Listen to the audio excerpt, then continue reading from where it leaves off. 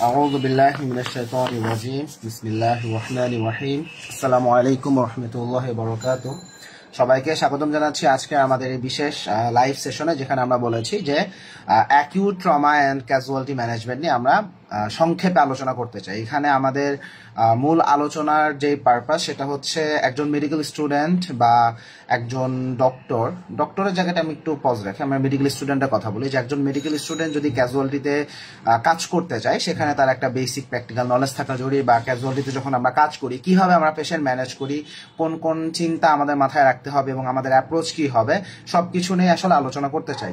তবে ক্লাস শুরুর আগে আমি প্রথমে কিছু কথা বলে নিতে চাই, সেটা হচ্ছে এটা কোনো একাডেমিক ক্লাসের মতো না। দেখা গেলো যে আমরা অন্যান্য যে ক্লাসগুলো নিই সেখানে আমরা একটা টেক্সট বই হাতে রাখি, সেই টেক্সট বই লাইন বাই লাইন ধরে পড়াই। এখানে আমি তোমাদেরকে কোনো টেক্সট বই থেকে পড়াবো না। আমি নিজে একজন ডক্টর, আমি নিজে সাধারণত অ্যাকিউট অ্যান্ড ইমার্জেন্সি পেশেন্টই সাধারণত ডিল করে থাকি, যত জায়গায় চাকরি করছি মোস্ট অফ দ্য টাইম দেখা যাচ্ছে এই কাজগুলো বেশি করছি। ইনফ্যাক্ট ইন্টার্নশিপেও দেখা যাচ্ছে যে এক্সপিরিয়েন্সগুলো আছে সেইখান থেকে, যে একজন ডক্টরের কাছে যদি এরকম কোনো একটা ট্রমার পেশেন্ট আসে, অ্যাকিউট ট্রমার পেশেন্ট আসে বা কোনো ক্যাজুয়ালিটির কোনো পেশেন্ট আসে, সেখানে অ্যাজ এ ডক্টর আমি কিভাবে সেখানে রেসপন্স করব, কিভাবে আমি সেইখানে অ্যাপ্রোচ নিব এবং কিভাবে আমাদের অ্যাপ্রোচ এখানে কেমনভাবে আসলে ডিল করা উচিত, আমি সেই প্র্যাকটিক্যাল অ্যাসপেক্ট থেকে কথা বলবো। আবারও বলছি, এটা কোনো এক্সাম ওরিয়েন্টেড ক্লাস না, এটা একদম থিওরি ক্লাসের সাথে একদম 100 মিলে ম্যাচ করে যাবে কোনো একটা ট্রমা ম্যানেজমেন্টের বই সামনে নিয়ে আমি ক্লাস নিচ্ছি না। এখানে কমপ্লিটভাবে আমি আমার যে পার্সোনাল এক্সপিরিয়েন্স প্লাস আমার যে বেসিক নলেজ সেটার উপর বেস করে আমি এখানে আলোচনা করতে চাই। তবে আলোচনা শুরু করার আগে আমি 2 মিনিট অপেক্ষা করবো যেন সবাই যুক্ত হতে পারে। প্রায় 1000 জনের বেশি আমাদের সাথে কানেক্টেড হওয়ার জন্য ইন্টারেস্টেড লিখেছে। সো আমি 2 মিনিট একটু অপেক্ষা করবো, 2 মিনিট পরে আমরা আলোচনা শুরু করতে চাই। যারা ক্লাস করছো তাদের প্রতি আমার রিকোয়েস্ট, তোমরা চেষ্টা করো ক্লাসটা নোট করার। আমি যা বলবো এটা তোমরা নোট করো। ক্লাসের মধ্যে কারো কোনো কোশ্চেন থাকতে পারে, আমরা কোশ্চেন নিব, আমি কোশ্চেন অ্যান্সার দেওয়ার সর্বোচ্চ চেষ্টা করবো ইনশাল্লাহ। কিন্তু যখন আমি কোশ্চেন আস্ক করবো তোমরা তখন আমাকে কোশ্চেনগুলো জিজ্ঞাসা করবা। দেখো যে আমি ক্লাস নিচ্ছি, তুমি এর মধ্যে কমেন্টে কোশ্চেন লিখলে আমি কিন্তু টের পাবো না। তো যেই মোমেন্টে আমি কোশ্চেন নেওয়ার জন্য বলবো হ্যাঁ তোমাদের কোনো কোশ্চেন থাকলে বলো, তোমরা সেই মোমেন্টে আমাকে কোশ্চেন আস্ক করবে, ঠিক আছে? তাহলে তোমরা চেষ্টা করো ক্লাস নোট করার। যদি কেউ ক্লাস নোট করো তাহলে তারা মেডিসার গ্রুপে তোমাদের ক্লাস নোট শেয়ার করতে পারো, তোমরা তোমাদের ব্যাচমেটদের সাথে শেয়ার করতে পারো। বাট আমি আবারও বলছি, এটা কোনো টেক্সট বুক ওরিয়েন্টেড ক্লাস না, এটা কোনো একাডেমিক ক্লাস না, এটা প্র্যাকটিক্যাল ম্যানেজমেন্টের ক্লাস। জানো তোমরা ভলেন্টিয়ার হিসেবেও যদি কখনো কোনো ক্রাইসিস মুভমেন্ট হয়, তোমরা যেন ক্যাজুয়ালিটি দিকে কাজ করতে পারো, বা ক্যাজুয়ালিটিতে কাজ করার সময় অ্যাকিউট ট্রমাটিক কোনো পেশেন্ট আসলে তোমরা কিভাবে ডিল করবা অ্যাজ এ ডক্টর, আমি মুর্তজা যেভাবে ডিল করতাম সেই আলোচনাটা আমরা করবো। আমি জাস্ট 2 মিনিট একটু সময় অপেক্ষা করবো, তারপর আমরা শুরু করে দিচ্ছি ইনশাআল্লাহ। আমি একটা কাগজ সামনে রাখবো যেন আমি কথা বলার সময় খেয়ে না হারাই ফেলে। সো এটা কোনো নোটের ইয়ে না, এটা একদম সাদা কাগজ। সো আমি 2 মিনিট তোমরা ওয়েট করি। আর একটা জিনিস হচ্ছে, তোমরা তোমাদের বন্ধুদেরকে এই লাইভ দেখাতে পারো, তো মেডিসার গ্রুপে থাকুক না থাকুক তোমরা তাদেরকে অবশ্যই এটা ইনভাইট করতে পারবা। এই ভিডিও তোমরা চাইলে সেভ করে তোমরা রাখতে পারো, নো প্রবলেম, আমার তরফ থেকে কোনো বাধা থাকবে না। বাট এটা শুধুমাত্র মেডিকেল স্টুডেন্টদের জন্য, এই ক্লাস শুধুমাত্র মেডিকেল পার্সনদের জন্য। যারা মেডিকেল পার্সন না তাদের কাছে এই নলেজ শেয়ার করা যাবে না, কারণ it will create hazard, it will create imbalance, it will create haphazard situation. So medical science খুবই আমি বলবো খুবই সফিস্টিকেটেড। তোমরা আবেগের বর্ষবর্তী হয়ে কোনোভাবেই নন মেডিকেল পার্সনদের কাছে এই ব্যাপারগুলো শেয়ার করবে না, এটা তোমাদের জন্য। কারণ আমি যা বলবো এটা মেডিকেল পার্সন বুঝবে, নন মেডিকেল পার্সনদের জন্য এই ক্লাস না। নন মেডিকেল পার্সনদের জন্য ট্রমা ম্যানেজমেন্ট আর মেডিকেল পার্সনের ট্রমা ম্যানেজমেন্ট কথাবার্তা এক হবে না। আচ্ছা, তাহলে আমাদের মোটামুটি এই মুহূর্তে 160 জনের বেশি লাইভে উপস্থিত আছে। আমার মনে হয় আমরা তাহলে শুরু করে ফেলতে পারি। সো বিসমিল্লাহ বলে আমরা শুরু করি। তাহলে প্রথমে আমাকে এটা বুঝতে হবে যে ট্রমা ম্যানেজমেন্ট বা ক্যাজুয়ালিটিতে আমাদের কাছে কি কি পেশেন্ট আসতে পারে। তো আমাদের এখানে একটা পেশেন্ট আসতে পারে যার শুধুমাত্র ব্লান্ট ইনজুরি হয়েছে। ব্লান্ট ইনজুরি জিনিসটাকে আমি তোমাকে বোঝাই। মনে করো এটা হচ্ছে একটা লাঠি, মনে করো লাঠি দিয়ে এখানে ধুমায় পিটানো হয়েছে। এখন পিটানোর কারণে এখানে প্রচন্ড ব্যথা, ফ্র্যাকচার হইতেও পারে নাও হইতে পারে, এরকম একটা কন্ডিশনে পেশেন্ট আমার কাছে আসছে। তাহলে এটা হচ্ছে ব্লান্ট ট্রমা, যেখানে কাউকে লাঠি দিয়ে বা যে কোনো অবজেক্ট দিয়ে তাকে পেটানো হয়েছে, তার একটা এখানে ট্রমাটিক একটা ইনসিডেন্ট হয়েছে, হতে পারে সেটা পায়ে, পিঠে, বুকে, যে কোনো জায়গায় ট্রমাটা হতে পারে। মনে করো এটা একটা লাঠি, এটা পেটানো হচ্ছে। This is blunt trauma, BLUNT, blunt blunt trauma, যারা থার্ড ইয়ারে ফরেন্সিক করছো তারা ব্লান্ট ট্রমা জিনিসটা বুঝো, বাট যারা থার্ড ইয়ারে আগে আছে তারা বুঝে না। সো বেসিক্যালি এটা হচ্ছে ব্লান্ট ট্রমা। তাহলে এই ব্লান্ট ট্রমা নিয়ে যদি তোমার কাছে কোনো পেশেন্ট আসে, সেখানে তোমরা কিভাবে অ্যাপ্রোচ নেবে? সো প্রথম কথা, যখন একটা পেশেন্ট আমার কাছে আসে, সবার আগে কাজ হলো পেশেন্টের থেকে হিস্ট্রি শোনা। আস্ক দ্য পেশেন্ট, চাচা বা ভাইয়া আপনার কি হয়েছে? সে বলবে যে দেখো আমি রাস্তাতে যাচ্ছিলাম, একটা ছিনতাই গাড়ি এসে আমার কাছে টাকা চাইছে, আমি টাকা দিই নাই, আমার লাঠি দিয়ে এমনি পিটাইছে। মনে করো একটা ইমাজিনারি সিনারিও। তাহলে এইখানে সে এখন প্রচন্ড ব্যথা পাইছে, এই জন্য সে আমার কাছে আসছে। এখন এটা হচ্ছে তার বেসিক হিস্ট্রি, যে এখানে তার একটা ট্রমাটিক ইভেন্ট হচ্ছে। অথবা সে বলতে পারে যে আমি রাস্তায় দিয়ে হাঁটছিলাম, অনেক কোনোভাবে ধাক্কা খেয়ে পড়ে গেছি, পড়ে গিয়ে আমি ইটের সাথে বাড়ি খাইছি, বাড়ি খেয়ে এখানে ব্যথা পাই, তারপর আমি আসছি। তাহলে যে কোনো ভাবে এটা হতে পারে। সে স্লিপ কেটে পড়ে যেতে পারে, কেউ তার উপর আক্রমণ করতে পারে, বাই এনি মিনস একটা ব্লান্ট ট্রমা হয়েছে। তাহলে হিস্ট্রিটা হচ্ছে এটা। তো যখন সে এটা বলবে, তখন আমাকে আরো কিছু কোশ্চেন আস্ক করতে হবে। প্রথম কোশ্চেন হচ্ছে যে আপনি যে এখান থেকে পড়ে গেলেন, এখন আপনি কি এই হাতটা মুভ করতে পারছেন কিনা? সাধারণত যদি কোথাও ফ্র্যাকচার হয়, যে বোনটা ভেঙে গেছে, সেইখানে ওই জায়গায় মানুষ মোবিলাইজেশন করতে পারে না সাধারণত। যে একটা মানুষের মনে করে যেটা ভেঙে গেছে, সে কখনো এটা এরকম করতে পারবে না, নেভার। পেইনের জন্য সে করতেই পারবে না। সেটা বলতে হবে যে আপনি যেখানে ব্যথা, আপনি হাতটা নাড়াইতে পারছেন, কিন্তু ব্যথা আপনি নাড়াতেই পারতেছেন না। এখন যদি কেউ বলে যে না প্রচন্ড ব্যথা আমি নাড়াইতে পারতেছি না, তার মানে কিন্তু এই না যেখানে ফ্র্যাকচার আছে। কিন্তু ফ্র্যাকচার থাকলে কখনোই সে নাড়াইতে পারতো না। মানে সকল ফ্র্যাকচারে সে হাত মুভ করতে পারবে না। কিন্তু হাত মুভ করতে পারে নাই তার মানে এই না যেখানে ফ্র্যাকচার অবশ্যই আছে। পার্থক্যটা বোঝো। তাহলে এখন আর কি কি তুমি জিজ্ঞাসা করতে পারো? জিজ্ঞাসা করতে পারো যে আপনার যেখানে পড়ে গেছে এখান থেকে আপনার ব্লিডিং হয়েছে কিনা। তুমি মুখে জিজ্ঞাসা করো, তুমি দেখবা সবকিছু, তুমি সবকিছু দেখবা, কিন্তু তুমি আগে জিজ্ঞাসা করো যে এখানে তার কি কি প্রবলেম সে বলতেছে। তাহলে এখানে আমাদের একটা কোশ্চেন, সে এখানে প্রপারলি মুভ করতে পারছে কিনা, কতক্ষণ আগে হয়েছে। টাইম একটা ইম্পর্টেন্ট ইস্যু। এটাকে আজকে হয়েছে নাকি গতকাল হয়েছে, নাকি 3 দিন আগে হয়েছে, নাকি এটা আজকে হলে কয় ঘন্টা আগে হয়েছে, কত মিনিট আগে হয়েছে। সময়টা ইম্পর্টেন্ট, সময়টা ইম্পর্টেন্ট। তাহলে সময় জানবো। সময় কেন জানবো? আস্তে আস্তে আমরা আসতেছি। তাহলে আমরা টাইম বোঝার চেষ্টা করব, ইম্প্যাক্ট কখন হয়েছে, কিভাবে হয়েছে, এটা বোঝার চেষ্টা করব। তাহলে সে মোটামুটি এভাবে বললে, এখন আমার কাজ কি? আমার কাজ হচ্ছে ক্লিনিক্যাল এক্সামিনেশন। ক্লিনিক্যাল এক্সামিনেশনে আমার কাজ শুধুই না যে যেখানে আঘাত পাইছে শুধু সেটা দেখা। একটা পেশেন্টের ক্লিনিক্যাল এক্সামিনেশনে আমাকে জেনারেল এক্সামিনেশনের অনেকগুলো পয়েন্ট টাচ করতে হবে, এবং আমাদের কিছু স্পেসিফিক ইনভেস্টিগেশন থাকবে বা স্পেসিফিক কিছু ক্লিনিক্যাল সিমটম থাকবে যেটা আমাকে অ্যাসেস করতে হবে। তাহলে প্রথম কথা, জেনারেলি আমরা কি দেখতে চাই? যে কোনো পেশেন্টের যদি একটা ব্লান্ট ট্রমা হয়, তুমি আপাত দৃষ্টিতে লোকালি কি দেখবা? তুমি লোকালি দেখবা এই জায়গাটা ব্যথার জন্য এরকম লাল দাগ হয়ে গেছে, কোন একটা হেমাটোমা ফর্মেশন হইতে পারে, ব্রুজ থাকতে পারে, দেখবে যে মারের কারণে কাল ছিটে পড়ে গেছে, কালো হয়ে আছে, নীল হয়ে আছে। তোমরা রিসেন্ট একটা ছবি দেখছো, একটা ছেলের পায়ে পেটানো হয়েছে, থাই ওখানে পেছনে কালো হয়ে আছে। সো ওরকম করে ওখানে যদি কোনো আঘাত হয়, এরকম একটা মার্ক তুমি আসলে পাবা। সো কোনো হেমাটোমা আছে কিনা বা ব্রুজ আছে কিনা, এটা তুমি দেখো, খালি চোখে দেখো। আর কি কি দেখবা? জায়গাটা সোয়েলিং হচ্ছে কিনা, জায়গাটা ফুলে গেছে কিনা। ফুলে অনেক কারণে যেতে পারে। এখানে যখন কোন একটা আঘাত লাগছে, দেয়ার উইল বি ইনফ্লামেশন, ইনফ্লামেশনের কারণে জায়গাটা এডেমাটাস হয়ে যায়, তখন একটু ফুলে আসে। আবার এমনও হতে পারে ওইখানে ব্লিডিং হচ্ছে, কনসিলড হিমোরেজ। দেখো, ব্লিডিং মানে এই না যে এখানে কেটে গেছে এই দিক দিয়ে গড় গড় করে রক্ত পড়তেছে। ব্লিডিং মানে এমনও হতে পারে বডির মধ্যেই ব্লিডিং হচ্ছে, বাট বাইরে জিনিসটা বের হয় নাই। এমনও হতে পারে মনে করো তোমার ভেতরে অর্গান, মনে করো যে স্প্লিন বডির ভেতরে, মনে করো কেউ তোমাকে মারছে, এখানে মারছে, মনে করো এই দিকে মারছে, এখানে স্প্লিন আছে, স্প্লিনটা ভেতর থেকে ফেটে গেছে, স্প্লিন রাপচার হয়ে গেছে, ধুমায় ব্লিডিং হচ্ছে, কিন্তু বাইরে থেকে দেখি কিছুই বুঝবা না, কিন্তু ব্লিডিং ভেতরে হচ্ছে। এটা হচ্ছে কনসিলড হিমোরেজ। সো যে কোনো রকমের ব্লান্ট ট্রমাতে ওপেন ডিরেক্ট হিমোরেজও তুমি পাইতে পারো, হিমোরেজ হইতে পারে। ইভেন তুমি খালি চোখে দেখতেছো কিছু নাই, কিন্তু ভেতরে কনসিলড হিমোরেজ অনেক পেশেন্টের ক্ষেত্রে থাকতে পারে। তোমার মাথায় থাকবে যে ব্লিডিং আছে নাকি নাই, প্রপার অ্যাসেস আমাকে করতে হবে। তাহলে এখানে আমরা দেখবো জায়গাটায় ফুলে আছে, একটা সোয়েলিং দেখবো, এই জায়গায় আমরা স্কিনে কালার চেঞ্জ দেখতে পাবো, যে কোনো ব্রুজ থাকতে পারে, হেমাটোমা ফর্মেশন হতে পারে। তাহলে এই জিনিসগুলো আমরা দেখতে পারবো। এখানে আমাদের অ্যাসেসমেন্ট আমরা কি কি করতে চাই, আমাকে অবশ্যই এখানে খালি চোখে দেখছি লুক, ফিল করতে হবে। ফিলটা কি? জায়গার টেম্পারেচার দেখতে হবে। সাধারণত ইনফ্লামেশন যেহেতু হয়, এখানে টেম্পারেচার রাইজ করে, so it will be hot, বা এটার টেম্পারেচার রেজ থাকবে। লোকাল টেম্পারেচার, পুরো বডি হয়তো বা নর্মাল, তো এই জায়গার যেখানে সে ব্যথা পাইছে এখানে টেম্পারেচার বেশি থাকে। এবং তুমি যদি একটু হালকা করে একটু চাপ দাও এবং সে ব্যথায় চিল্লাই উঠতেছে, this is tenderness. This is tenderness, tenderness তাহলে থাকতে পারে। তাহলে এটা হচ্ছে লুক, ফিল। এরপরে বসে হচ্ছে মুভ। আমাকে প্যাসিভ মুভমেন্ট করতে হবে, সে হাতে ব্যথা, আমি একটু দেখবো সে আসলে মুভ করতে পারে কিনা। এটা আসলে অ্যাকর্ডিং টু সিচুয়েশন বোঝা যায়।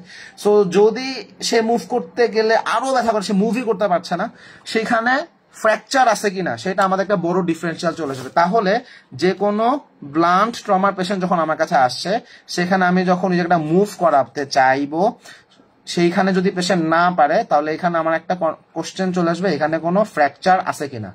এটা আমি মাথায় রাখতে হবে। তাহলে ফ্র্যাকচার থাকতে পারে, এটা মাথায় রাখো। অনেক ক্ষেত্রে আমাদের হাত মুভও করানো লাগে না, আমি খালি চোখে দেখে অনেক সময় বোঝা যায়, অনেক সময় বোঝা যায়। বাট বেসিক ক্লিনিক্যাল প্রোটোকলে মুভের একটা পার্ট আছে। সো তুমি হালকা একটু মুভ করানোর চেষ্টা করতে পারো, বাট জিনিসটাকে এমন না যে চাপ দিয়ে এমন করে মানে হ্যাচকা টান মারবা, এরকম না।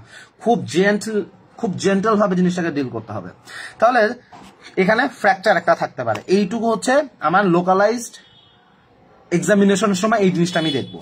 এখানে আমাকে আরো কিছু জিনিস দেখতে হবে। এখানে আমার মাথায় অনেকগুলো জিনিস ঘাটাঘাটি হচ্ছে। নাম্বার 1, এই লোকের যদি ব্লিডিং হয়, সেটা কনসিলড ব্লিডিং হতে পারে, বা মনে করো আসলে এখান থেকে মানে এমন পিটাইছে এখান থেকে ব্লিডিং হয়ে রক্ত বেরো শুরু হয়েছে, হইতে পারে। সো ব্লিডিং হলে কি হয়, যখন মানুষের ব্লাড লস হতে থাকে, তার সিস্টেমিক সার্কুলেশনে ব্লাড যদি কমে যায়, তার কিন্তু হাইপোক্সিয়া ডেভেলপ করবে। সো ওইটাকে কমব্যাট করার জন্য আমাদের হার্ট রেট অনেক বেশি বেড়ে যায়, বিকজ হার্টটা বেশি বেশি করে পাম্প করে অক্সিজেনের ডিমান্ডটা কন্ট্রোলে রাখতে। সো ওই মোমেন্টে আমরা যদি আসলে পেশেন্টের এক্সামিনেশন করি, ক্লিনিক্যাল আমরা পালস দেখতে চাই, সো ডেফিনেটলি পালস বেড়ে যাবে। কিন্তু এখানে আরো কথা আছে, একটা লোক মায়ের খাইছে না, সে ভয় পাইছে, এটার জন্য সে তার সিম্প্যাথেটিক অ্যাক্টিভেশন বেড়ে গেছে, এটার জন্য কিন্তু পালস রেট বেশি হবে। তাহলে দেখো, ব্লিডিং হলেই পালস বাড়তেছে, ইটস নট লাইক দ্যাট। এখানে এমনও হইতে পারে সে ভয় পাইছে, সে এখন উত্তেজিত অবস্থায় আছে, তার শরীরের উপর একটা ট্রমা চলে গেছে, এখন তার সিম্প্যাথেটিক সার্কুলেশন বেড়ে গেছে, তার বডি থেকে প্রচুর কর্টিসল হরমোন রিলিজড হচ্ছে, সেইটা আবার সিম্প্যাথেটিক স্টিমুলেশন বাড়াই দিবে, সেইগুলোর কারণেও হার্টের বেড়ে যাবে। তাহলে তুমি এখানে অবশ্যই পালস রেটটা দেখবা, পালস এখানে বেশি পাবা। যদি কোনো পেশেন্টের ক্ষেত্রে তুমি দেখো পালস কম, দেখো এখানে নর্মাল হিসাবে পালস বেশি আসতে হবে, নর্মাল হিসাবে পালস 100-র উপরে থাকতে হবে। কিন্তু কোন একটা পেশেন্ট পাইলা, ওর পালস তুমি আসলে টেরই পাইতেছো না, খুব ফিবল, অথবা পালস তুমি টের পাইতেছো না, এরকম পেশেন্টে ভয় পাইতে হবে। মাথায় রাখো, একটা লোকের পালস 120, 130 থাকা উচিত, 110, 114 থাকা উচিত, তুমি তার পালস পাচ্ছই না, নট পালপেবল। তাহলে বুঝবা যে তার হয়তো বা এমন ব্লিডিং হওয়া হয়েছে যেখান থেকে তার সার্কুলেশনে মানে এই ইম্পেয়ারমেন্ট এখান থেকে এসে তুমি পালস পাচ্ছ না। যখনই তুমি কারো পালস পাবা না, তখন মাথা রাখবা this patient is in shock. শকের অনেকগুলা স্টেজ আছে, কিন্তু যখনই আমি কোনো পেশেন্টের BP not recordable, pulse not palpable এই স্টেজে চলে যায়, সেটা আমাদের জন্য ক্রিটিক্যাল মোমেন্ট। সো এই পেশেন্টের পালস আমাকে অবশ্যই দেখতে হবে। তাহলে মাথায় রাখবো, পালস এমনিও বাড়বে, অমনিও বাড়বে, কিন্তু হিমোরেজ হলেও পালস বাড়বে। আবার পালস যদি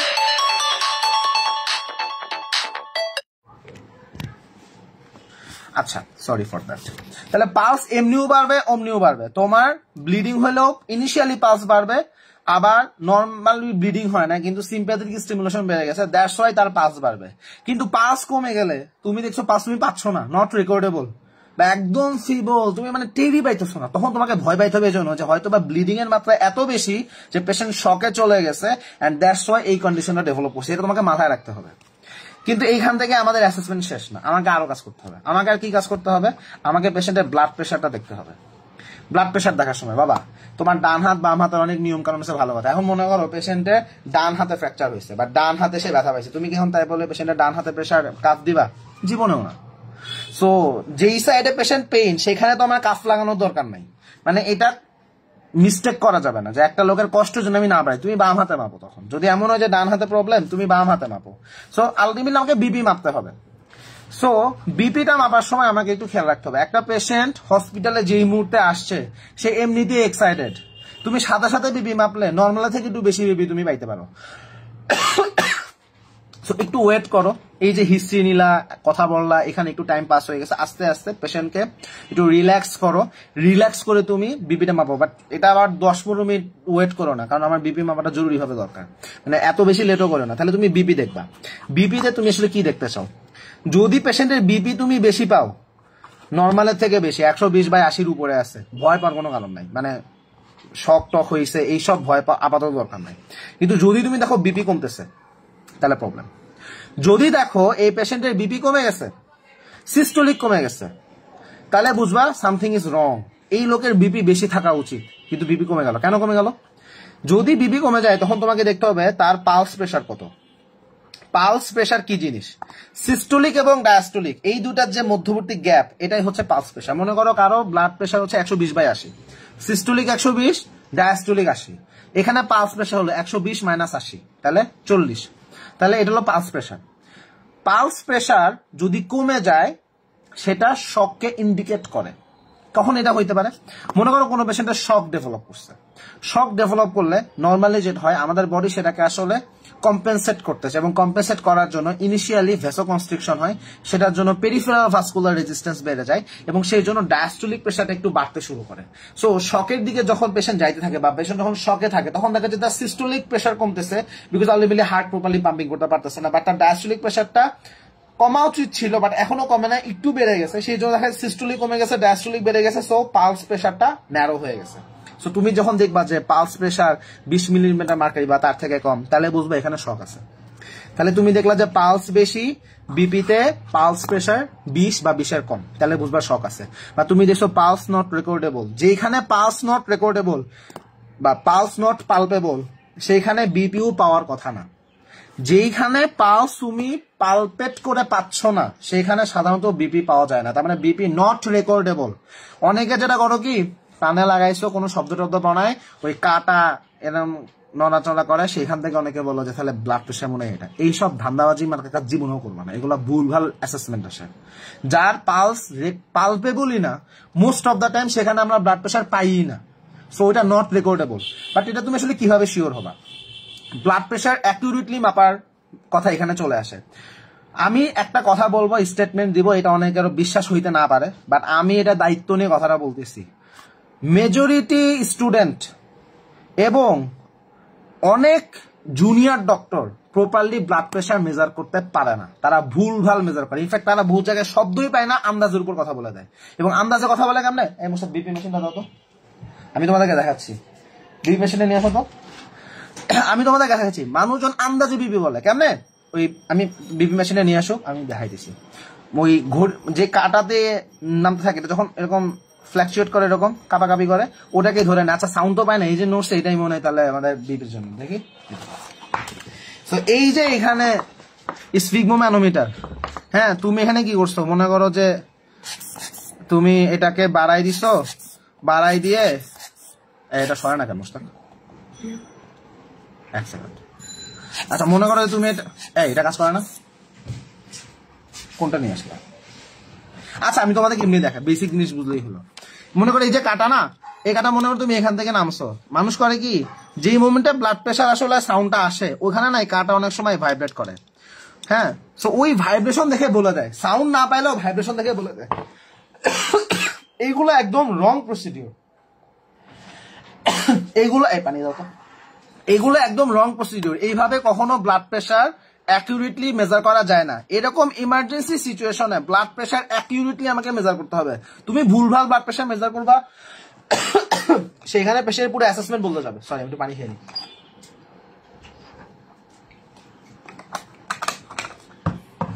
তুমি ভুলভাল ব্লাড প্রেশার মেজার করবা, পেশেন্টের পুরো অ্যাসেসমেন্ট চেঞ্জ হয়ে যাবে। আমি তোমাদের একটা কাহিনী বলি। আমি হসপিটালে চাকরি করতেছি, একটা পেশেন্ট আসছে, আমাদের ওখানে মেডিকেল অ্যাসিস্ট্যান্ট ছিল, ওকে দায়িত্ব দেওয়া হয়েছে যে তুমি প্রেশারটা মেপে আসো। ও এসে বলছে স্যার আমি কোনো প্রেশার পাই নাই। সো যেহেতু এমআই পেশেন্ট, আমি যখন ও বলছে যে ও প্রেশার মানে পায় নাই, কোনো সাউন্ড টাউন্ড পায় নাই, ওর কাছে ও বলছে বিপি নট রেকর্ডেবল। আমি মনে করছি পেশেন্ট কার্ডিওজেনিক শক আছে, শকের ম্যানেজমেন্ট রেডি করার জন্য রেডি হয়ে গেছে। তো এরপরে আবার আমি পার্সোনালি আবার একটু পরে মাপতে গিয়ে দেখি পেশেন্টের ব্লাড প্রেশার 160/90। তাহলে দেখো ও কিন্তু প্রবলেম মাপতে পারে না। মেডিকেল অ্যাসিস্ট্যান্টের সাথে ডাক্তারের তুলনা করতেছি না, বাট অনেক ডাক্তার এই ভুল আসলে করে, দ্যাট ইজ ট্রু, এটা আমি দেখছি, এটা আমি জানি, দ্যাটস আমি বলতেছি। তাহলে তোমাকে অ্যাপ্রোপ্রিয়েট ভাবে ব্লাড প্রেশারটা মাপতে হবে। কিভাবে অ্যাপ্রোপ্রিয়েট ভাবে ব্লাড প্রেশার মাপা যায়? কারণ অনেকে সাউন্ড ঠিক মতো পাও না। সাউন্ড ঠিক মতো না পাওয়ার কারণ হচ্ছে স্টেথোস্কোপের সমস্যা। তোমরা ইউজ করো এমডিএফ, তোমরা ইউজ করো বিএসএমআই নাকি হাঙ্কি পাঙ্কি কি সব আছে, এইসব কোনো সাউন্ডই না, এগুলো কোনো জাতের স্টেথোস্কোপই না, ওগুলাতে কোনো সাউন্ডই ঠিক মতো পাওয়া যায় না। স্টেথোস্কোপ লিটম্যান সবচেয়ে পারফেক্ট সাউন্ড আসে। লিটম্যানের বাইরে যেসব স্টেথোস্কোপ আসে এগুলো আসলে সত্যি কথা আমি পার্সোনালি মনে করি এগুলো ইউজ করাই উচিত না। অনেকে টাকার দিকে তাকাও ভাই, তোমার পেশেন্টের জীবনের মূল্য ওই টাকার থেকে বেশি। সো এখানে আমাদের একটা ভালো তোমাদের লিটম্যান বা একটা ভালো স্টেথোস্কোপ ইউজ করা উচিত। অ্যাটলিস্ট স্পিরিট ইউজ করো, লিটম্যান কিনতে না পারো অ্যাটলিস্ট একটা স্পিরিট ইউজ করো, এমডিএফ এ যাও না। সো প্রথম কথা স্টেথোস্কোপ ভুল। 2 নাম্বার হচ্ছে স্টেথোস্কোপও ভালো আছে কিন্তু তোমার বিপি কাফ এগুলার পজিশনিং ঠিক নাই। পোলামান করে কি আমি তোমাদেরকে বলি, ওরা হচ্ছে মোস্তাকে দিয়ে আসো, আমি তোমাকে মোস্তাককে দেখাই দেবো দেই, এখানে আসো। সো দিস ইজ মোস্তাক, আমার ছোট ভাই, এখানে আসো। ঢাকা মেডিকেলে পড়ে, এখন 4th ইয়ার আছে। এই আমার ছোট ছোট সোনামণিরা যেগুলো করে সেটা হচ্ছে মনে করো হাত এরকম না, কারণ তুমি তো বিপি কাফ মনে করো বসাবা, মনে করো তুমি এমনি বসাইছো, ঠিক আছে? আচ্ছা যা বসাইছো। এখন মনে করো তোমার স্টেথোস্কোপের যে বেল এটা বসাইতে হবে, তো এটা কি লিটম্যানের মধ্যে? আচ্ছা, সো এখন সোনামণিরা যে কাজটা করে সেটা হচ্ছে এটা, এই যে বেল এটা এখানে বসায়, এখানে বসায়, এখানে বসায়, এখানে বসায়। বাবা তোমার আর্টারিটা কোথায় বলো তো? তোমরা যারা ফার্স্ট ইয়ারে পড়ো বা সেকেন্ড ইয়ারে তুমি বলো তো এই ব্রাকিয়াল আর্টারিটা কই? ব্রাকিয়াল আর্টারি গেছে এই দিক দিয়ে, তুমি এটা দিছো এখানে। সাউন্ড তুমি কেমনে পাবা? আমিও তো পাবো না।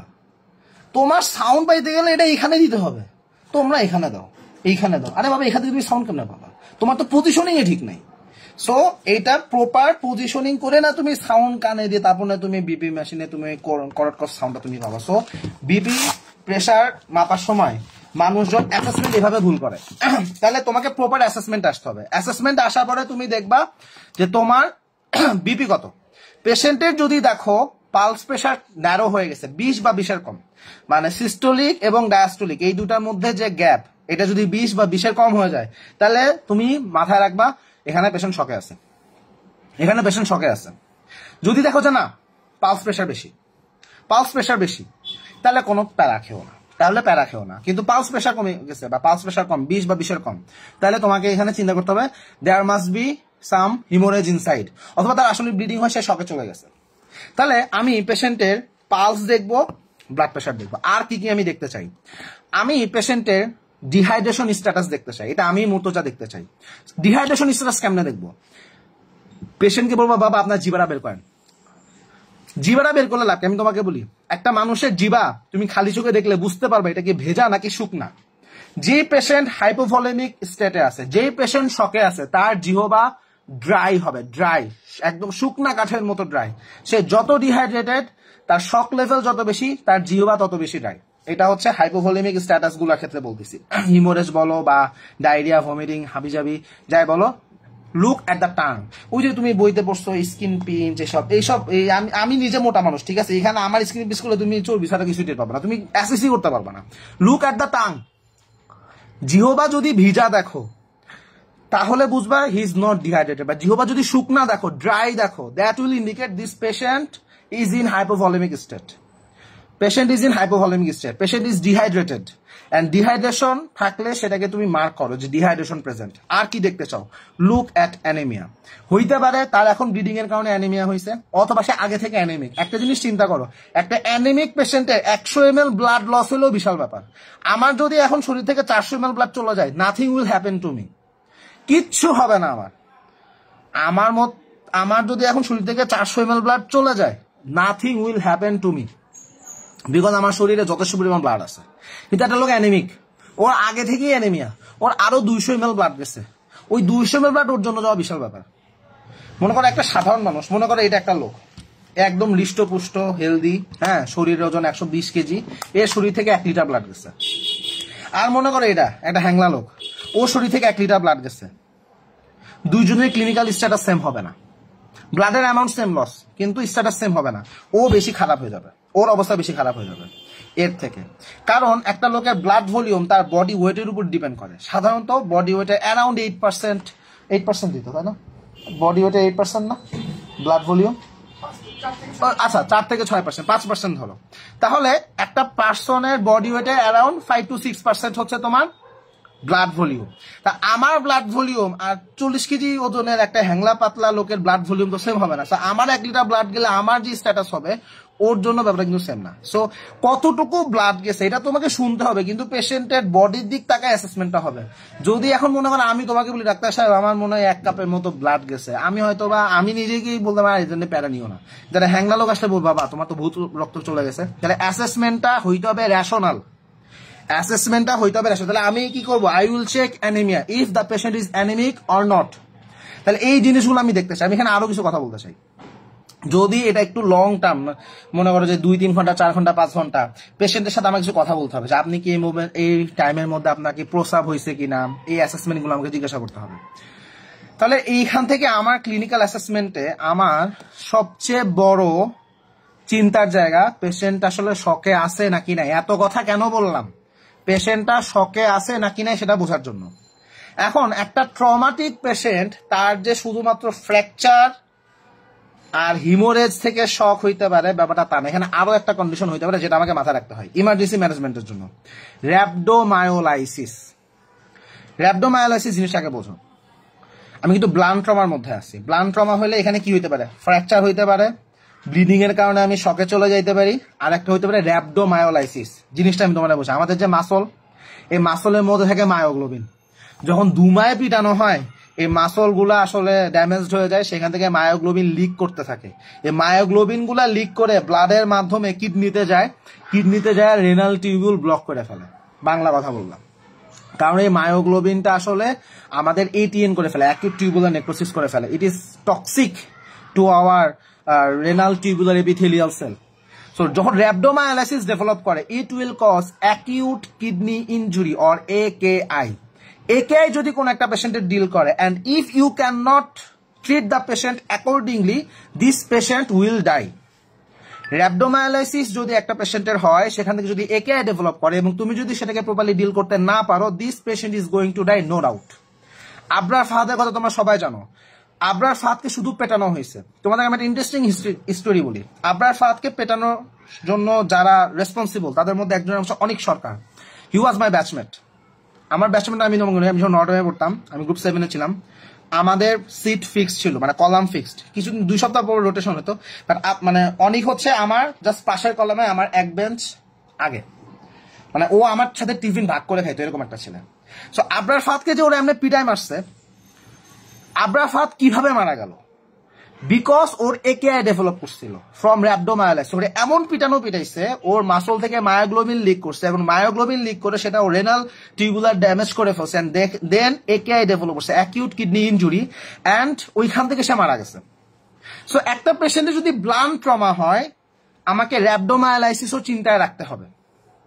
কখন তুমি বুঝবা র্যাবডোমায়োলাইসিস থাকতে পারে? ওই যে হেমাটোমা, ব্রুইস ফরমেশন, যদি দেখো কালশিটা পড়ে গেছে, তখন বুঝবা এখানে র্যাবডোমায়োলাইসিস ডেভেলপ করার চান্স খুবই বেশি। কোন রকম সাইন সিমটম নয়, মানে মায়ের খাইছে হালকা একটু লাল হয়ে গেছে আর কিছু হয় না, হয়তো বা এখানে র্যাবডোমায়োলাইসিসের রিস্ক কম, কিন্তু কালশিটে পড়ে গেছে, রিস্ক বেশি। তাহলে এই অ্যাসেসমেন্ট তোমাকে করতে হবে। সো এই পেশেন্টের তাহলে আমার কি করা উচিত? একটা ক্যাথেটার করো, একটা ইউরিনারি ক্যাথেটার করো। Trust me, urinary catheter is a life saving thing যদি তুমি এটাকে ইউটিলাইজেশন করতে পারো। তোমার মাথায় প্রশ্ন আসতে পারে, একটা পেশেন্টের ইউরিনারি ক্যাথেটার করে দিলাম, ক্যাথেটার কি? যে প্রস্রাবের রাস্তায় একটা নল ঢুকাই দিলাম, প্রস্রাব যেটা আসবে সেটা ব্যাগে জমা হবে। এইটা করে লাইফ সেভিং কেমনে হয়? আমি তোমাকে বলি কেমনে লাইফ সেভিং হয়। একটা পেশেন্টের যে ইউরিন কালেকশন হবে, প্রত্যেক ঘন্টায় কতটুকু ইউরিন কালেকশন হলো, তার বডি ওয়েটের সাথে হিসাব করে যদি তুমি দেখো নর্মালি যতটুকু হওয়া উচিত তার থেকে কম হচ্ছে, তাহলে বুঝবা kidney is not properly functioning. Kidney is not properly functioning. একটা লোকের প্রত্যেক ঘন্টায় 1 ml পার কেজি ইউরিন প্রডিউস হয় প্রত্যেক ঘন্টায়। তাহলে আমার একটা লোকের কথা চিন্তা করো, মনে করো এটা একটা লোক, এর ওজন হলো 70 কেজি, এর ওজন হলো 70 কেজি, ওর 1 ঘন্টায় 70 ml ইউরিন প্রডিউস হওয়া উচিত। কতটুকু ইউরিন প্রোডাকশন হলে আমি বলবো এটা কম হচ্ছে? যদি কারো বডি ওয়েটের সাথে হিসাব করবে এরকম 0.5 ইন্টু বডি ওয়েট, এই পরিমাণ 1 ঘন্টায় যদি দেখো এর থেকে কম হচ্ছে, মনে করো যে কারো ওজন 70 কেজি, তার যদি 1 ঘন্টায় 35 ml থেকে কম ইউরিন আউটপুট আসে, 100% শিওর থাকো কিডনিতে প্রবলেম হয়েছে, 100% শিওর থাকো। তাহলে ইউরিন প্রোডাকশনের রেঞ্জটা তুমি এভাবে ধরতে পারো 0.5 থেকে 1।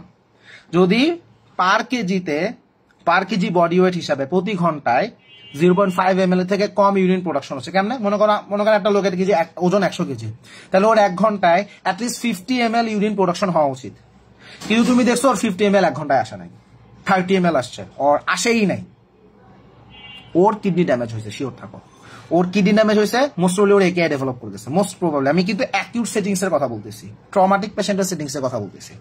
সো আমাকে ইউরিনারি ক্যাথেটারাইজেশন করতে হবে, প্রত্যেক ঘন্টায় ঘন্টায় মনিটর করতে হবে যে প্রতি ঘন্টায় কতটুকু ইউরিন আসলো, এবং আমাকে হিসাব করে বের করতে হবে যে এটা কি নর্মাল নাকি নর্মাল থেকে কম।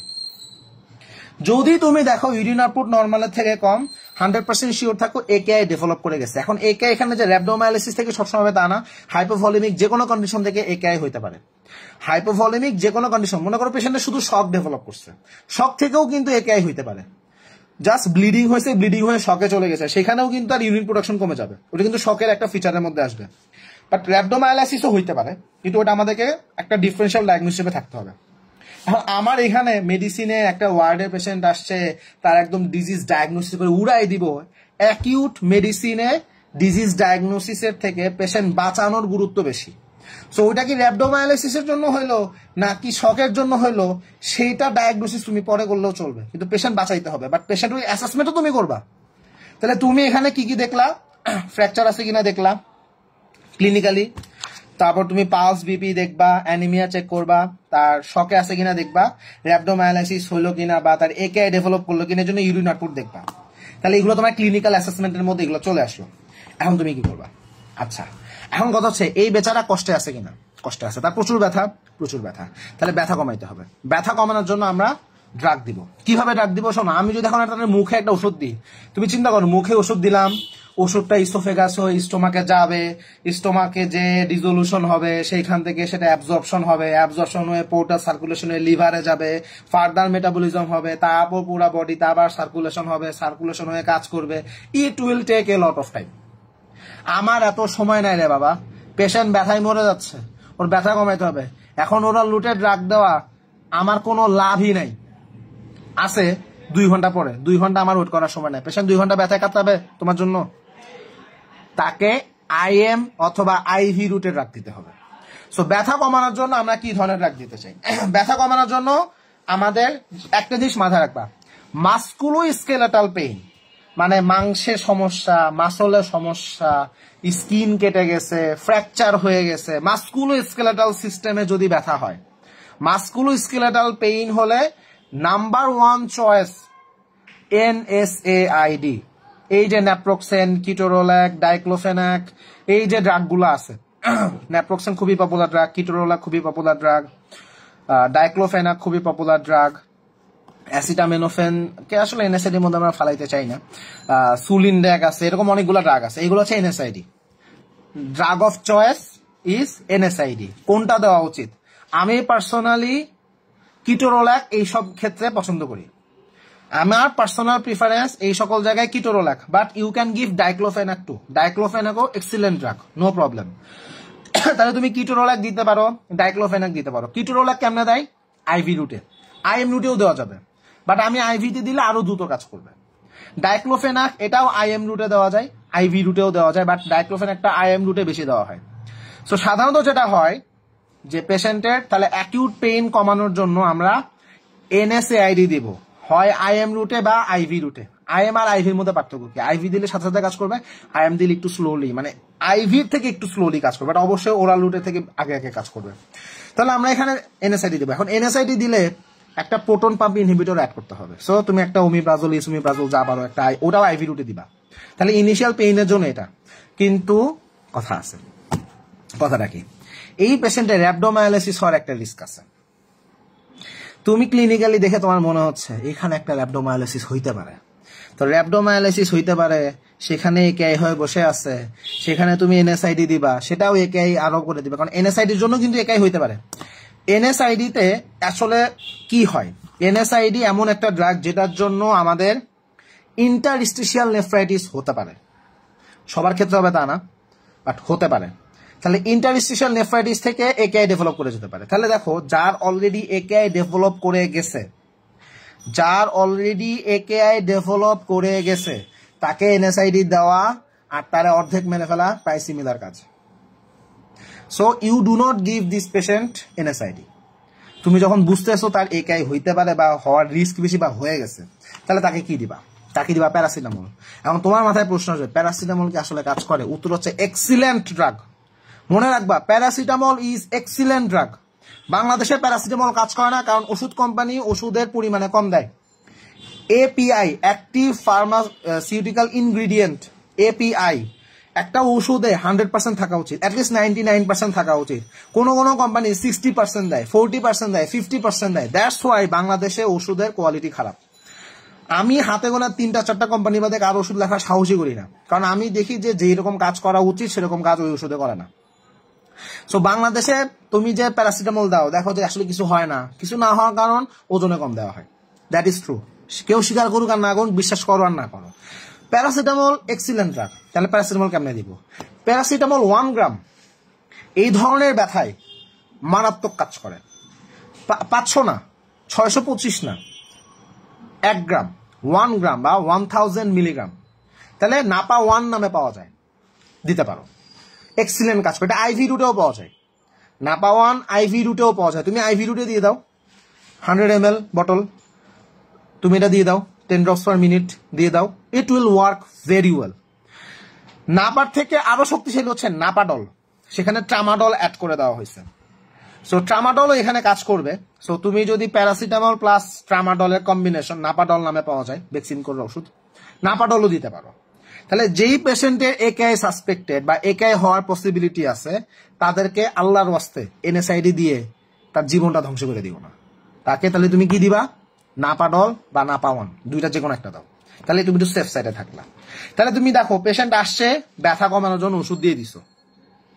শুধু ব্যথা কমানো একমাত্র ওষুধ না, এখানে আরো অনেক ব্যাপার স্যাপার আছে।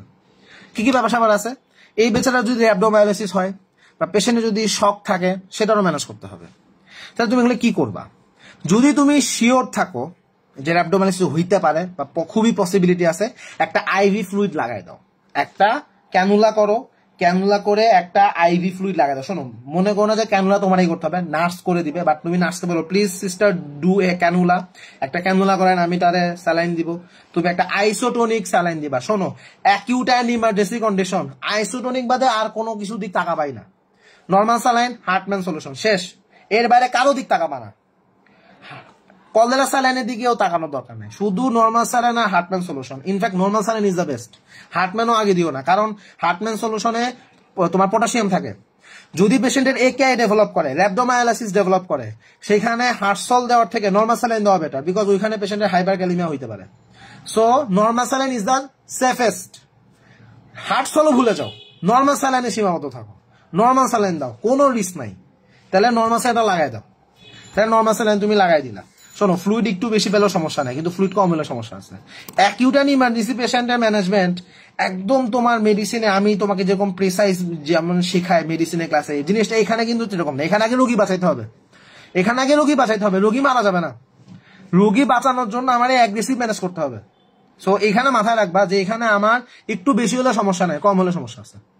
তাহলে ফ্লুইড সে আধা লিটার বেশি পাক, কিচ্ছু হবে না। যদি সে অ্যাডাল্ট পার্সন হয়ে থাকে, কিচ্ছু হবে না, এক্সট্রা ফ্লুইড পেশাবের সাথে বের হয়ে যাবে। বাচ্চা হলে কাহিনী আছে, বাট আমি অ্যাডাল্ট পার্সনের কথা বলতেছি। আধা লিটার ফ্লুইড যদি সে বেশি পায়, কিচ্ছু হবে না, ওর কিচ্ছু হবে না, ও পেশাব দিয়ে বের হয়ে যাবে, তুমি দিতে পারো। আচ্ছা, তাহলে ফ্লুইড লাগাইলা, আর কি করবা? এখন পেশেন্টের এখানে আমাদের ম্যানেজমেন্টের মধ্যে যদি আমরা দেখি যে তার কোথাও অ্যাব্রেশন হয়েছে, কেটে গেছে, ছিলে গেছে, সাধারণত লোহা জাতীয় বস্তু দিয়ে এই ট্রমা যদি হয়, সেখানে একটা রিস্ক থাকে যে টিটেনাস স্পোর ছড়াই গেল। কারণ মরিচা যেখানে থাকে বা এইসব মরিচা ধরা জিনিসপত্র, এইসবে আমরা দেখি টিটেনাসের স্পোর থাকে। সো যদি এই সকল কোনো কিছু দিয়ে কারো ট্রমা হয় এবং সেখানে কোনো অ্যাব্রেশন হলো, কেটে গেল, ছিলে গেল, এরকম কিছু একটা হয়, সেখানে টিটেনাসের স্পোর কন্টামিনেশন হওয়ার প্রবাবিলিটি থেকে যায়। একটা মানুষের টিটেনাস যদি ক্লিনিক্যাল ম্যানিফেস্টেশন চলে আসে, সেইখানে পেশেন্টকে ডিল করা বহুত কঠিন। ওরা আইসিইউ ম্যানেজমেন্ট পর্যন্ত দেওয়া লাগতে পারে এবং ওখানে পেশেন্ট সার্ভাইভ করবে এই গ্যারান্টি নেই। বহুত ঝামেলা, বহুত ঝামেলা। এবং খুবই কস্টলি। তাহলে আমার তো এত রিস্ক নেওয়া বাবা লাভ নাই।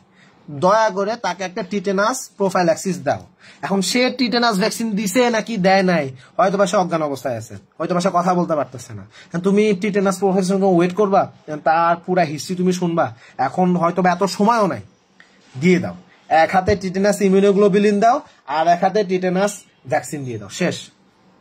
এটা অ্যাকুট ম্যানেজমেন্টের কথা বলছি। আমি আবার বলছি, এটা তোমার ওই বইয়ের ওই প্রোটোকলের সাথে এগুলো আসবে না। এটা অ্যাকুট ম্যানেজমেন্ট, অ্যাগ্রেসিভ ম্যানেজমেন্ট। তাহলে এক হাতে এই টিটেনাস ইমিউনোগ্লোবুলিন দাও, আর এক হাতে টিটেনাস ভ্যাকসিন দাও। ভ্যাক্সিটেট নামে পাওয়া যায়। ভ্যাক্সিটেট হচ্ছে ভ্যাকসিন, আর ভ্যাক্সিটেট আইজি হলো ইমিউনোগ্লোবুলিন।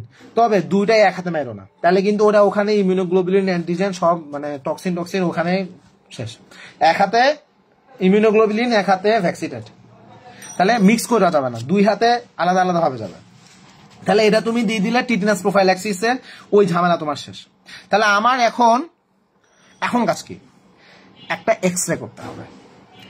আগেই রোগী আসছে, আচ্ছা তার এখন এক্সরে করে আসেন তারপর দেখতেছি না, তুমি এক্সরে করতে দিবা, রোগী এক্সরে করে আস্তে আস্তে মরে যাবে। সো আগে পেশেন্টের এত কিছু করো, তারপর এক্সরে করতে পাঠাও। একটা রোগী আসলো আর তুমি সাথে দেখছো, আচ্ছা আগে এক্সরে করে আসেন, দেখি ফাটছে নাকি ভাঙছে নাকি, তারপর দেখতেছি। রোগী ব্যথা তোমার জন্য মানে 2 ঘন্টা ধরে ব্যথা এসে কাটাবে, আর এক্সরে তো লাইন পড়ে যাবে, কারণ রোগী আসলে একটা আসে না, 10টা 15টা একসাথে আসে, আর এক্সরে এমনিতেই লাইন থাকে সবসময়।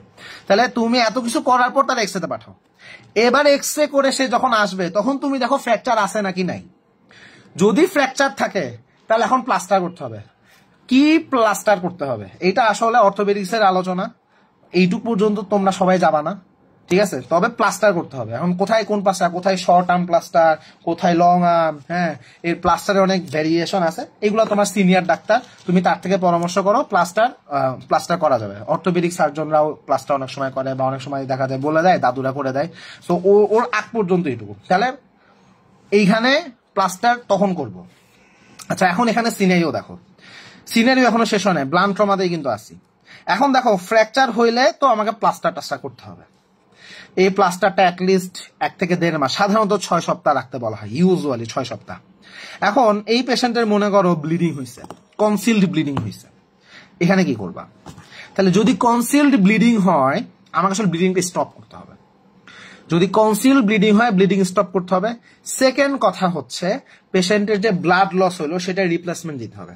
তাহলে আমাদের যদি একটা পেশেন্টের ব্লাড লস হয়, রিপ্লেসমেন্ট কি? ব্লাডের রিপ্লেসমেন্ট, শুধুমাত্র ব্লাড, অন্য কিছু না। একটা লোকের 1 লিটার ব্লাড চলে গেছে, তার 1 লিটার ব্লাড তোমার দেওয়া লাগবে, কিন্তু এই ব্লাড ম্যানেজ করতে টাইম লাগে। ব্লাড তো আর এমন না যে চাইলাম আর হয়ে গেল।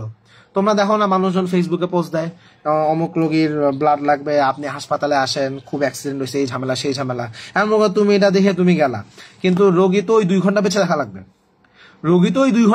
লাগবে। ও 2 ঘন্টা কেমনে বাঁচবে? ওর তো শরীরে তো রক্ত নাই।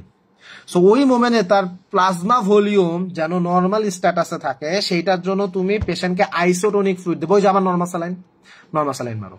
হার্টসলও দেওয়া যায়, but normal saline is the safest, এই সেন্সে যে হাইপার ক্যালিমিয়া যদি কোনোভাবে পেশেন্টের ডেভেলপ করে, হার্টসল দিলে সেটা আরো প্রেসিপিটেট হবে, হার্ট মানে যেহেতু আমাদের পটাশিয়াম থাকে। সো নর্মাল স্যালাইনে ঝামেলা সবচেয়ে কম, নর্মাল স্যালাইন দাও, প্রবলেম সলভ। তাহলে পেশেন্টের তুমি নর্মাল স্যালাইন মারো, নর্মাল স্যালাইন দাও, তাকে বাঁচায় রাখতে হবে। এরপরে যখন তার ব্লাড আসবে তখন তুমি ব্লাড দাও, কিন্তু তার ব্লিডিং স্পট বন্ধ করতে হবে। এখন এই ব্লিডিং স্পট বন্ধ করার ব্যাপারটা, এটা তুমি first year, second year, third year তুমি এইভাবে পারবা না। এখানে সার্জন লাগবে, এখানে তোমার সিনিয়রকে তোমাকে কল করতে হবে। শোনো, অ্যাকিউট ম্যানেজমেন্টে আমি একাই সব করবো, আমি একাই হিরো, এই সব ধান্দাবাজি বাদ। ডাক্তারিতে বহুত জায়গায় হিরোগিরি দেখানোর জায়গা আছে, বাট এইখানে না। এখানে তোমার হিরোগিরি দেখাই থেকে রোগী মরে গেলে তুমি জিরো হয়ে যাবা। এখানে তোমার পারপাস তোমার হিরো হওয়া না, তোমার পারপাস রোগীরে সেভ করতে হবে। সো ওই ইন্টারনাল ব্লিডিং, ওখানে সার্জারি লাগবে নাকি লাগবে না, কি করতে হবে, এই ডিসিশন একজন সার্জন দিবে, বা অর্থোপেডিক্সের যারা আছে তারা দিবে। মনে করো যে অর্থোপেডিক্সের ডি অর্থের কোর্সের ভাইরা আছে, এমএস এর ভাইরা আছে, বা মনে করো সাররাই আছে, এটা তারা ডিসিশন দিবে যে এখানে সার্জারি লাগবে নাকি লাগবে না। ওইটুক কাজ করবে না, কিন্তু তার আগে রোগীরে বাঁচাইতে হবে। ব্লাড লাগলে ব্লাডের ব্যবস্থা করো, ব্লাড আসার আগ পর্যন্ত ফ্লুইড দাও। কি ফ্লুইড দিবা? আইসোটোনিক ফ্লুইড দিবা, নর্মাল স্যালাইন দিবা, শেষ। হার্টসল দিতে পারো যদি হাইপারক্যালিমিয়া রিস্ক না থাকে, হাইপারক্যালিমিয়া না থাকলে হার্টসল দেওয়া যাবে, বাট এত ঝামেলা করার এখন সময় নাই। নর্মাল স্যালাইন দাও, প্রবলেম সলভ। কেউ কোনো কথা বলবে না, কিচ্ছু বলবে না, তোমার চুম্মা দিবে মানে খুশির চোটে। তাহলে পেশেন্টের ব্লিডিং যদি থাকে, ব্লিডিং এর প্রবলেম এভাবে সলভ করতে হবে। আচ্ছা, তাহলে আমাদের মোটামুটি ভাবে ব্লিডিং এর কথা বলছি, শক। আচ্ছা, শকের ম্যানেজমেন্ট হচ্ছে ফ্লুইড। সো এখানে তো শক কেন হবে? এখানে শক হওয়ার একটাই কারণ, সেটা হচ্ছে হিমোরেজ। সো তুমি প্রথমে ফ্লুইড দাও, পরে ব্লাড দাও। এখন মনে করো এই পেশেন্টের একেআই ডেভেলপ হয়ে গেছে, সো সেটার ম্যানেজমেন্ট কি হবে? এই যে একেআই এর কথা বললাম, দিস ইজ প্রি রেনাল একেআই। এখানে একেআই মানে অ্যাকিউট কিডনি ইনজুরি যেটা হয়েছে সেটার জন্য কিডনি রেসপন্সিবল না, কিডনিতে ঠিকমতো ব্লাড আসতে পারে নাই বলে ঘটনা ঘটছে। তুমি এটা সলিউশন করে দাও, কিডনি ভালো হয়ে যাবে। জাস্ট পেশেন্টরে ওই একেআই ম্যানেজমেন্টটা এখানে এভাবে হবে, তার ফ্লুইড দাও, ব্লাড দাও, ঠিক হয়ে যাবে। এবং নেফ্রোটক্সিক কোনো ড্রাগ এই সময় দিও না। তাহলে তোমার ব্লাড ট্রমা ম্যানেজমেন্ট এইটুকু ইমার্জেন্সিতে। এবং তুমি এখানে একাই সবকিছু না, তোমার সিনিয়র সাথে তোমাকে কনসালটেশন রাখতে হবে, কিন্তু তুমি আগে এইটুকু করবা। তাহলে সিকোয়েন্সটা কি হলো? একটা পেশেন্ট আসবে, পেশেন্ট আসার পরে প্রথমে হিস্ট্রি নিবা, ক্লিনিক্যাল এক্সামিনেশন করবা, প্রপার অ্যাসেসমেন্ট করবা, পেশেন্টের আগে পেইন কমাবা, পেইন কমানোর ওষুধ দিবা, যদি ফ্লুইড লাগে একটা ফ্লুইড লাগাই দিবা। তারপরে পেশেন্টকে যদি দেখো যে পেশেন্টের আমার শকে আছে, আগে শক ম্যানেজ করো, পেশেন্ট স্টেবল হোক, তারপরে এক্সরেতে পাঠাবা। এক্সরে করে আসে যদি দেখো ভাঙাচোরা আছে, ফ্র্যাকচার ট্যাকচার হয়েছে, তাহলে প্লাস্টারের ব্যবস্থা করতে হবে। আর যদি দেখো কোনো ফ্র্যাকচার ট্যাকচার নাই, তাহলে যদি দেখো যে এমনি আদারওয়াইজ সেফ, বাড়ি পাঠিয়ে দাও। ব্যান্ডেজ ট্যান্ডেজ যদি লাগে তো লাগলো, না লাগলে নাই, আর বেড রেস্টে রাখো। তাহলে এটা হচ্ছে basic emergency for blood trauma. তাহলে এইটুকু নিয়ে যদি কারো কোনো কোশ্চেন থাকে, এখন তোমরা আমাকে কি বলে ইয়েতে কমেন্টে লেখো, আমি কোশ্চেন পাইলে অ্যান্সার দিব, না পাইলে নেক্সট টপিকে চলে যাব। তাহলে এই হচ্ছে acute management for blood trauma. কারো কোনো কোশ্চেন থাকলে কমেন্টে লেখো, আমি দেখে উত্তর দেওয়ার চেষ্টা করব ইনশাআল্লাহ।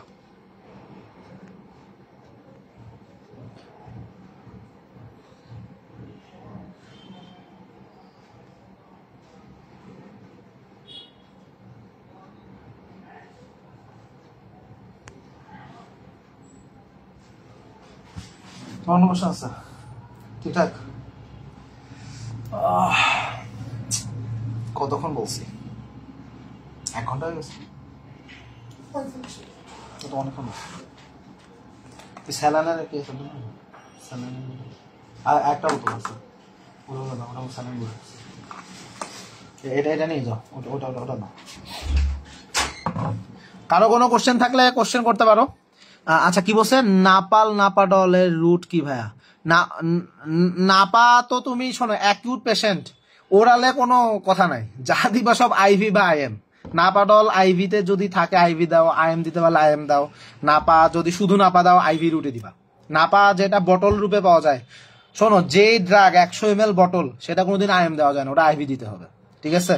নাপাডল যদি আইভি প্রিপারেশন থাকে, ওটা আইএম দিবা বা আইভি দাও, যেভাবে দেওয়া যায়, নো প্রবলেম। কনসিল হিমোরেজ কিভাবে বন্ধ করা যায়? কনসিল হিমোরেজ বন্ধ করার কাজ তোমার না, তোমার সিনিয়রের।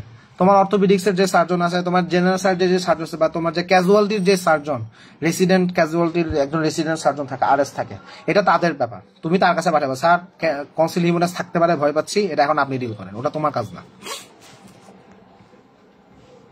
ফ্লুইডের অ্যামাউন্ট কত ড্রপ দিব পার মিনিট? আচ্ছা, যখন তোমার কাছে একটা পেশেন্ট আসছে, তুমি ইনিশিয়ালি সেফ সাইডে আসো, মনে করো পেশেন্ট শকে নাই, তুমি একেআই হইতে পারে, র‍্যাবডোমায়োলাইসিস থাকতে পারে, এই ভয় পাইতেছো, একটা 1 লিটারের নরমাল স্যালাইন 10 ড্রপসে লাগায় রাখো, 1 লিটারের নরমাল স্যালাইন 10 ড্রপসে লাগায় রাখো, যখন তুমি জাস্ট প্রিকশাস।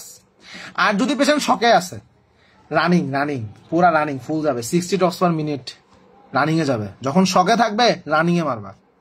শকে থাকলে কোনো কথাবার্তা নেই, ফুল রানিং বাংলা কথা, ওটা হচ্ছে পুরা ওই যে চাবিটা থাকে না, ওই চাবিটা মানে পুরো উঠাই দিবা, মানে ওটা 100% ফুল স্পিডে যাবে। সাধারণত মানে খুব, if I am not wrong, 60 drops per মিনিটে যায়। মানে শকে থাকলে রানিং এ মারবা, আর যদি শকে না থাকে 10 ড্রপসে মারবা। আবার এখানে বলছি ইমার্জেন্সিতে 100% প্রেসাইজ হবে না, ইমার্জেন্সি হচ্ছে রোগী বাঁচাইতে হবে। 100% প্রেসাইজের কাজ তুমি মেডিসিন ওয়ার্ডে আসো, আমি তোমাকে প্রেসাইজ কেমনে কি করতে হয় সেটা আমি তোমার মেডিসিনে দেখাবো।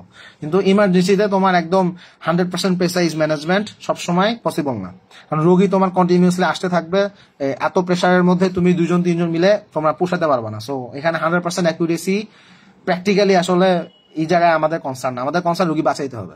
তোমার ফ্লুইড একটু বেশি হলেও কোনো সমস্যা নাই। ল্যাবডোমায়োলাইসিসের জন্য একেআই বুঝতে পারলে কি করতে হবে? ফ্লুইড। ল্যাবডোমায়োলাইসিস হলে যদি একেআই হয়, এটার একমাত্র ম্যানেজমেন্ট ফ্লুইড। পেশেন্টের ফ্লুইড দাও, পেশেন্টের বডি ওয়েট অনুযায়ী ফ্লুইড দিতে হবে। আচ্ছা, ফ্লুইড নিয়ে একটা কথা বলি। ইউটিউবে যাবা, মেডিসার চ্যানেল যাবা, ইউটিউবে মেডিসার চ্যানেলে গিয়ে ফ্লুইড অ্যান্ড ইলেকট্রোলাইট লিগে সার্চ দিবা। আমার একটা পুরা ফ্লুইড অ্যান্ড ইলেকট্রোলাইট একটা ক্লাস আছে, পুরা ফ্রি করে দিছি, ওপেন করে দিছি।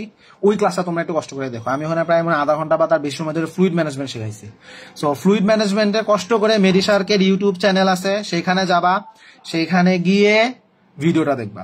ফ্লুইড ম্যানেজমেন্ট একদম প্রেসাইজ হিসাব ওখানে আমি দেখাই দিছি।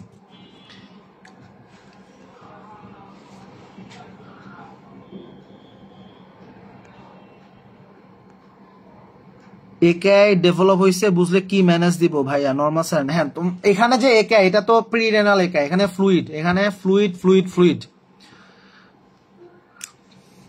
কলসিল হিমোরেজ অফ করার ওয়ে তোমার না, তুমি এখানে তোমার সিনিয়রের কাছে তোমার যেতে হবে। তোমার রেসিডেন্ট সার্জন বা ওখানে এমএস এর বড় ভাই থাকতে পারে, ক্যাজুয়ালিটির বড় ভাইরা থাকতে পারে, এটা তাদের হাতে, এটা তোমার কাজ না, ওটা এমবিবিএস স্টুডেন্টদের কাজ না। কলসিল হিমোরেজ তুমি বন্ধ করতে পারবে না ওইটা, মানে এখানে কিছু কিছু জায়গায় কিছু করা লাগে না, খালি কম্প্রেশন দিলে ঠিক হয়ে যায়, ওটা একা একা থেমে যাবে। আমরা কিছু কিছু জায়গায় ট্র্যাক্সিল দিই, ট্র্যাক্সিল নামে একটা ওষুধ আছে, ট্রানএক্সামিক অ্যাসিড। আচ্ছা, এটা একটু বলা যেতে পারে, কিছু কিছু কন্ডিশনে আমরা ট্রানএক্সামিক অ্যাসিড দিই। ট্রানএক্সামিক অ্যাসিড এই ব্লিডিংটা বন্ধ করতে হেল্প করে। ইনফ্যাক্ট অনেকগুলো ব্লিডিং কন্ডিশনে আমরা ট্রানএক্সামিক অ্যাসিড দিই। সো ট্রানএক্সামিক অ্যাসিড আসলে এরকম কন্ডিশনে দেওয়া যায় এবং আমরা আসলে দিয়ে থাকি, ক্যাজুয়ালিতে আমরা দিই, এটা আমি অস্বীকার করবো না। আমরা ট্রানএক্সামিক অ্যাসিড দিই। কিছু কিছু জায়গায় আসলে অপারেশন করে জিনিসটাকে, মানে ওই জায়গায় কেটে হেমাটোমা যা আছে ওগুলো ক্লিয়ার করে, যদি কোনো আর্টারি আসলে কেটে যায়, যদি মিডিয়াম সাইজ আর্টারি হয় বা কোনো লার্জ আর্টারি ইনভলভ হয়, সেখানে আসলে ভেসেল রিপেয়ার করতে হয়। বেসিক কথাটা বলি, মনে করো যে ব্লিডিং হচ্ছে, ব্লিডিং হওয়ার কারণ কি? কোনো একটা আর্টারি ছিঁড়ছে, আর্টারি না ছিঁড়লে ব্লিডিং হতে হয়, বা হয়তো কোনো ভেইন ছিঁড়ছে মনে করো। সো এখন এই যে ছিঁড়ছে, এই ব্লাড ভেসেলের সাইজ কি? এটা কি লার্জ ব্লাড ভেসেল নাকি মিডিয়াম ব্লাড ভেসেল নাকি স্মল ব্লাড ভেসেল? যদি স্মল ব্লাড ভেসেল হয়, খুব সম্ভবত কিছু করা লাগে না, কিচ্ছু করা লাগে না, ট্রানএক্সামিক অ্যাসিড দাও, শেষ। মিডিয়াম সাইজ আর্টারি বা মিডিয়াম সাইজ ভেসেল বা লার্জ ভেসেল, এইখানে আসলে ভেসেল রিপেয়ার করা লাগে অনেক ক্ষেত্রে, কারণ ভেসেল রিপেয়ার না করলে এখানে আসলে মারা যায়। যেমন বিশ্বজিৎ, অনেকে বিশ্বজিৎ হত্যার কাহিনী শুনছো, বিশ্বজিৎ এমনি মরছে, ওর মিডিয়াম সাইজ আর্টারি গুলা মার খাইছে, ওখান থেকে ব্লিডিং হয়েছে, ওখান থেকে মরে গেছে। সো যদি মিডিয়াম সাইজ আর্টারি তোমার কেটে যায় বা মিডিয়াম সাইজ ভেসেল গুলো যদি কেটে যায়, এখানে আসলে ওই ভেসেল রিপেয়ার করতে হয়। ওই রিপেয়ার করা ভাই তুমি পারবা না, ওটা তোমার কাজ না, ওটা একজন সার্জন লাগবে বা ভাস্কুলার সার্জন লাগবে বা যারা ক্যাজুয়ালিটিতে কাজ করে, মানে যারা ওই কাজটা করতে পারে ওদেরকে লাগবে। ওই ম্যানেজমেন্ট তোমার না, এখানে একাই সবকিছু করা হয় না, it is a team work. Emergency medicine is a team work. I do not do everything, but আমি ইনিশিয়াল ম্যানেজমেন্টটা আমার। ইন্টারনাল ইঞ্জুরি হলে তো সোয়েলিং তেমন থাকবে না। ইন্টারনাল ইঞ্জুরিতে মানে সোয়েলিং থাকতেও পারে, নাও থাকতে পারে। এখানে হচ্ছে তুমি যে পেশেন্টের পালস বিপি দেখে অ্যাসেস করবা, তুমি দেখতেছো বাইরে থেকে সব ভালো, পেশেন্টের পালস অনেক বেশি, বিপি কমে গেছে, তার মানে শকে আছে। শক কেন হচ্ছে? ইন্টারনাল ব্লিডিং হয়েছে। এটাকে আমরা বের করবা। আলট্রাসোনোকল অনেক সময় চলে আসে, বুঝছো? আলট্রাসোনোকল অনেক সময় চলে আসবে। ক্লিনিক্যালি শকের সাইন ছাড়া আপাতত বোঝার উপায় নাই। আমি তো এই জন্য বললাম তোমাকে ক্লিনিক্যালি অ্যাসেস করতে হবে। একেআই ম্যানেজমেন্ট, শোনো, AKI management according to cause. AKI অনেক কারণে হইতে পারে। একেআই তোমার 30-40টা কারণ আমি তোমাকে দেখাতে পারবো। এইখানে একেআই যে ইমার্জেন্সি ম্যানেজমেন্টের যে কাহিনী বললাম, এখানে একেআই কারণ হচ্ছে কিডনিতে ঠিকমতো ব্লাড যাচ্ছে না। তুমি এটাকে কেমনে সলভ করতে পারো? ফ্লুইড দাও, শেষ। ল্যাবডোমায়ালিসিস হলে কি শিওর একেআই ডেভেলপ করে? অবশ্যই। ল্যাবডোমায়ালিসিস হলে একেআই হওয়ার, মানে না হওয়ার কোনো কারণ নাই। একেআই ডিউ টু ল্যাবডোমায়ালিসিস হলে ব্লাড দিব না, না। একেআই ডিউ টু অ্যাবডোমায়ালিসিস হলে ফ্লুইড দিতে হবে। এনএসআইডির সাথে পিপিআই কেন দিতে হয়? এনএসআইডির সাথে পিপিআই দিতে হয় কারণ হচ্ছে এনএসআইডির জন্য তুমি যদি পিপিআই না দাও, পেশেন্টের ডিওডেনালের আলসার হয়ে যেতে পারে বা পেপটিক আলসার ডেভেলপ করবে। পেপটিক আলসার ডেভেলপ করলে আবার পারফোরেশন হয়ে যেতে পারে, ওর আরেক ঝামেলা। এক্সটার্নাল ব্লিডিং হলে সেটা বন্ধের বিষয়টা বলেন। এক্সটার্নাল ব্লিডিং হইলে সিমিলার কথা, যদি স্মল ভেসেল রাপচার হয়, মনে করো এখানে কেটে গেছে, আমি কাট ইঞ্জুরিতে এখনো যাই নাই, বাট বেসিক কথা হচ্ছে যদি স্মল ভেসেল ইঞ্জুরি হয় তাহলে আসলে ওই কাট জায়গাটা তুমি সেলাই করে বেঁধে দাও, ওটা আস্তে আস্তে ঠিক হয়ে যায়। ট্রানএক্সামিক অ্যাসিড দিতে হবে, ট্রাক্সিল নামে পাওয়া যায়। আর যদি মিডিয়াম সাইজ ভেসেল বা লার্জ ভেসেল ছিঁড়ে যায়, সেই ভেসেল রিপেয়ার করতে হবে। ওই ভেসেল রিপেয়ারটা সার্জনের কাজ, ওটা তোমাদের কাছে। তাও সবসময় সাধারণত জেনারেল সার্জনরা কাজটা ইউজুয়ালি করে, ক্যাজুয়ালিটিতে যদি কারো প্র্যাকটিস থাকে ওরা করবে, মানে সার্জনের কাজ ওটা, ওটা তোমার কাজ না, আমার কাজ না। ইন্টার্নরাও সাধারণত এগুলো করে না।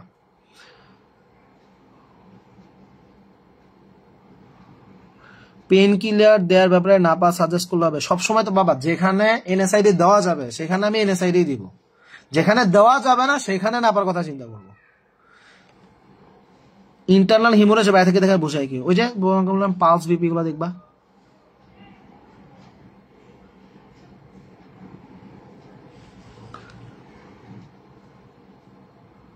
সবার একই কোশ্চেন, এটা আমি অলরেডি কয়েকবার অ্যান্সার দিয়ে যাচ্ছি, সেগুলো আমি দেবো না। এক্সটার্নাল ব্লিডিং ম্যানেজমেন্ট আসতেছি আমরা পরে। আচ্ছা, এনএসআইডি ইমার্জেন্সি ডোজেস কিটোরোল্যাক হচ্ছে যেটা আইভি রুটে পাওয়া যায় 30 মিলিগ্রাম, মানে ওটা তো তখন সিঙ্গেল শট। 30 মিলিগ্রাম হচ্ছে কিটোরোল্যাক, আমি কিটোরোল্যাক দিয়ে তো এটা 30 মিলিগ্রাম। ডাইক্লোফেনাক এটা হুবু মনে নাই, maybe 75 if I am not রং, একটু দেখে নিও তোমরা। কিটোরোল্যাক 30 মিলিগ্রাম আইভি রুটে দেওয়া যাবে। আর পিপিআই আইভি রুটে যেগুলো সব 40 মিলিগ্রাম, যেমন সার্জাল 40 পাওয়া যায়, ম্যাক্স প্রো 40 পাওয়া যায়, ইসোমিপ্রাজল 40 মিলিগ্রাম। সহজ কথা, প্যান্টোনিক্সও দিও না, প্যান্টোনিক্স খুবই বাজে। মানে পিপিআই এর মধ্যে সবচেয়ে জঘন্য পিপিআই হলো প্যান্টোনিক্স। প্যান্টোপ্রাজল আমার পছন্দই না। Pantoprazole onset of action 5 hours, মানে ওটা দেওয়ার 5 ঘন্টা পরে কাজ করবে। প্যান্টোনিক্সকেও দিবাই না, একদম বাজে রাখ। দিলে তোমরা দিবা ইসোমিপ্রাজল।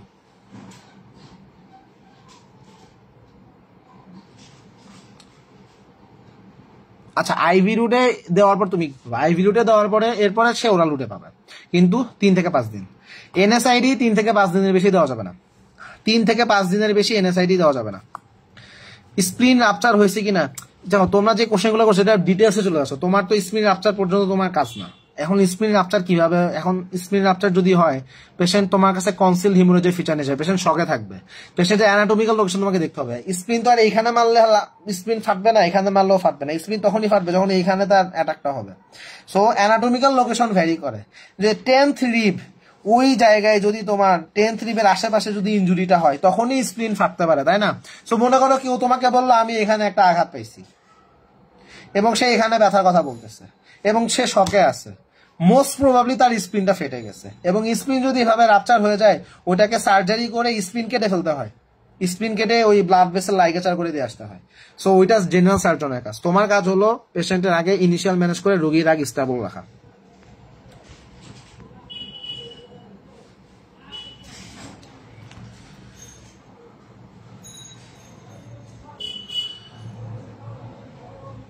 ইসোমিপ্রাজল আইভি দিবা। হ্যাঁ,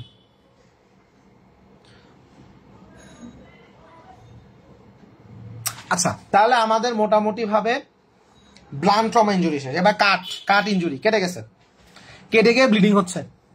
যেই পেশেন্টের ব্লিডিং হচ্ছে তাহলে আবার হিস্ট্রি নাও। হিস্ট্রি নিয়ে তার হিস্ট্রি নিতে আবার আধা ঘন্টা লাগালে হবে না, হিস্ট্রি হতে হবে 1 মিনিট। ইমার্জেন্সি পেশেন্টের হিস্ট্রি 1 মিনিটের বেশি কোনোদিন হবে না। তুমি রোগীর হিস্ট্রি নিচ্ছ 15 মিনিট ধরে, রোগী ততক্ষণে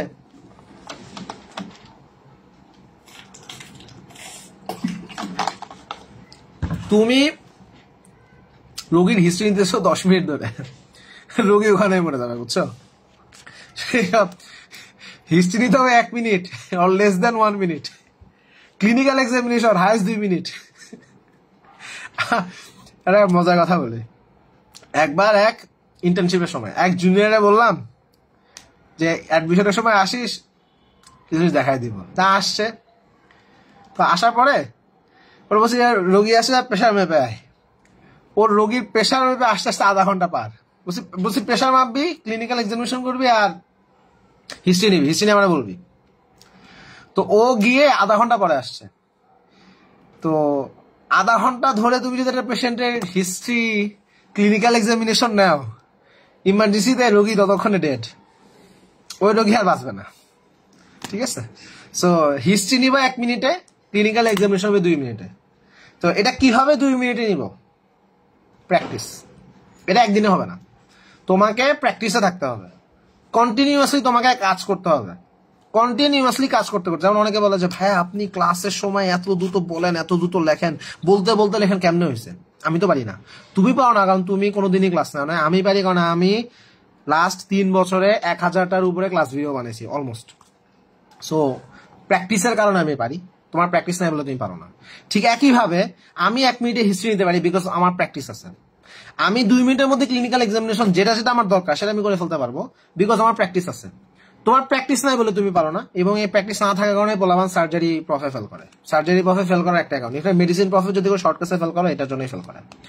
আচ্ছা, যেখানে ছিলাম, তাহলে এখন কাট ইনজুরি নিয়ে আসছেন, কোথায় কাটছে এটা দেখতে হবে, লোকেশন।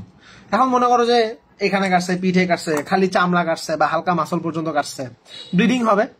মনে করো যে স্কিন এবং মাসল এইটুকের মধ্যে কাট ইনজুরি সীমাবদ্ধ, স্কিন এবং মাসল এইটুকুর মধ্যে কাট ইনজুরি সীমাবদ্ধ, তাহলে ওই জায়গাগুলো সেলাই দিয়ে দিলেই প্রবলেম সলভড। আর ট্রানেক্সিমিক অ্যাসিড দিয়ে দিবা, ট্র্যাক্সিল দিয়ে দিবা। ট্র্যাক্সিল আইভি দাও, আইএম দাও, কি বলে আইভি দিবা অথবা ক্যাপসুল দিবা। বাট ইনিশিয়ালি তো আমি আইভি দিব, তারপরে ক্যাপসুল, বাট দুইটাই 3 বেলা। তাহলে ট্র্যাক্সিল দিব। তাহলে যদি স্কিন কাটে, সাবকিউটিনিয়াস টিস্যু কাটে, মাসল কাটে, মানে আপ টু মাসল পর্যন্ত, বাইরে থেকে যদি ভিতরে যাইতে থাকো মাসল পর্যন্ত, তো ট্রানেক্সিমিক অ্যাসিড আর সেলাই শেষ, আর কিছু দরকার নেই। কিন্তু এখানে কথা আছে, একটা পেশেন্ট যদি কাট ইনজুরি নিয়ে আসে, ওর কতটুকু ব্লিডিং হয়েছে, আবার ওই শকের ম্যানেজমেন্ট। যদি শক থাকে শকের ম্যানেজমেন্ট করো, শক না থাকলে ভালো। কারণ মনে করো যে তোমার একটা বন্ধু, ওর এখানে কাটছে 1 ঘন্টা আগে, ওর প্রচুর পরিমাণ ব্লিডিং হয়েছে, ও কিন্তু শকে চলে যাবে, ওর কিন্তু শকের ম্যানেজমেন্ট লাগবে, ওর কিন্তু ব্লাড ট্রান্সফিউশন লাগবে। কিন্তু মনে করো একজনে এখানেই কাটছে, এই মাত্র কাটছে, 10 মিনিটও হয় নাই, চলে আসছে, ব্লিডিংও ওইভাবে হয় নাই, ওর কিন্তু শকের ম্যানেজমেন্ট দরকার নাই। সো পেশেন্টের আসলে ব্লিডিং এর কারণে শকে সে গেছে কিনা আমাকে কিন্তু এই অ্যাসেসমেন্ট করে নিতে হবে। আচ্ছা, এখন মনে করো পেশেন্ট শকে আছে, তুমি শক ম্যানেজ করো। পেশেন্ট শকে আছে, শক ম্যানেজ করো, ব্লাড দাও, এবং এই মোমেন্টের মধ্যেই সেলাই টেলাই দিয়ে আগে প্রবলেমটাকে সলভ করো, ব্লিডিং বন্ধ করতে হবে। ঠিক আছে, তুমি শক ম্যানেজ করে স্যালাইন নিয়ে দাঁড়ায় আছো, এদিকে ব্লিডিং পড়তেই আছে, পড়তেই আছে, পড়তেই আছে, লাভ কি? তো তোমাকে তো রেশনাল হইতে হবে। তো দুইটা একসাথে চলবে, দুইটা একসাথে চলবে। তাহলে তুমি এখানে সেলাই দিলেই হয়ে যাবে। তাই সেলাই কেমনে দিব? আমি তোমাকে সেলাই থিওরি বলতে পারি, আমি তোমাকে সেলাইয়ের থিওরি বলতে পারি। সেলাই শিখা ক্যাজুয়ালিটি দিকে শিখতে হবে। সেলাইয়ের কথা হলো, সেলাইতে আমরা এখানে অনেক রকম সুতা ব্যবহার করতে পারি, কিন্তু এখানে আমার পার্সোনাল প্রিফারেন্সের কিছু জায়গা আছে। যদি এমন হয় যে মাসলও কাটছে, স্কিন কাটছে, সেলাই কিন্তু একটা না, সেলাই 2 লেয়ার। একটা হচ্ছে মাসল টু মাসল, এই ওই সুতার ম্যাটেরিয়াল নিয়ে আসো, তোমার জিনিস দেখে মাসল টু মাসল হইতে হবে। মনে করো, না দেখলে তুমি বুঝবা না, একটু ওয়েট করো। আচ্ছা, আমার কথা তোমরা বুঝতেছো তো? বা ক্লাস মানে এই আলোচনা বোরিং লাগলে বললো যে ভাই আপনার আলোচনা খুব বোরিং।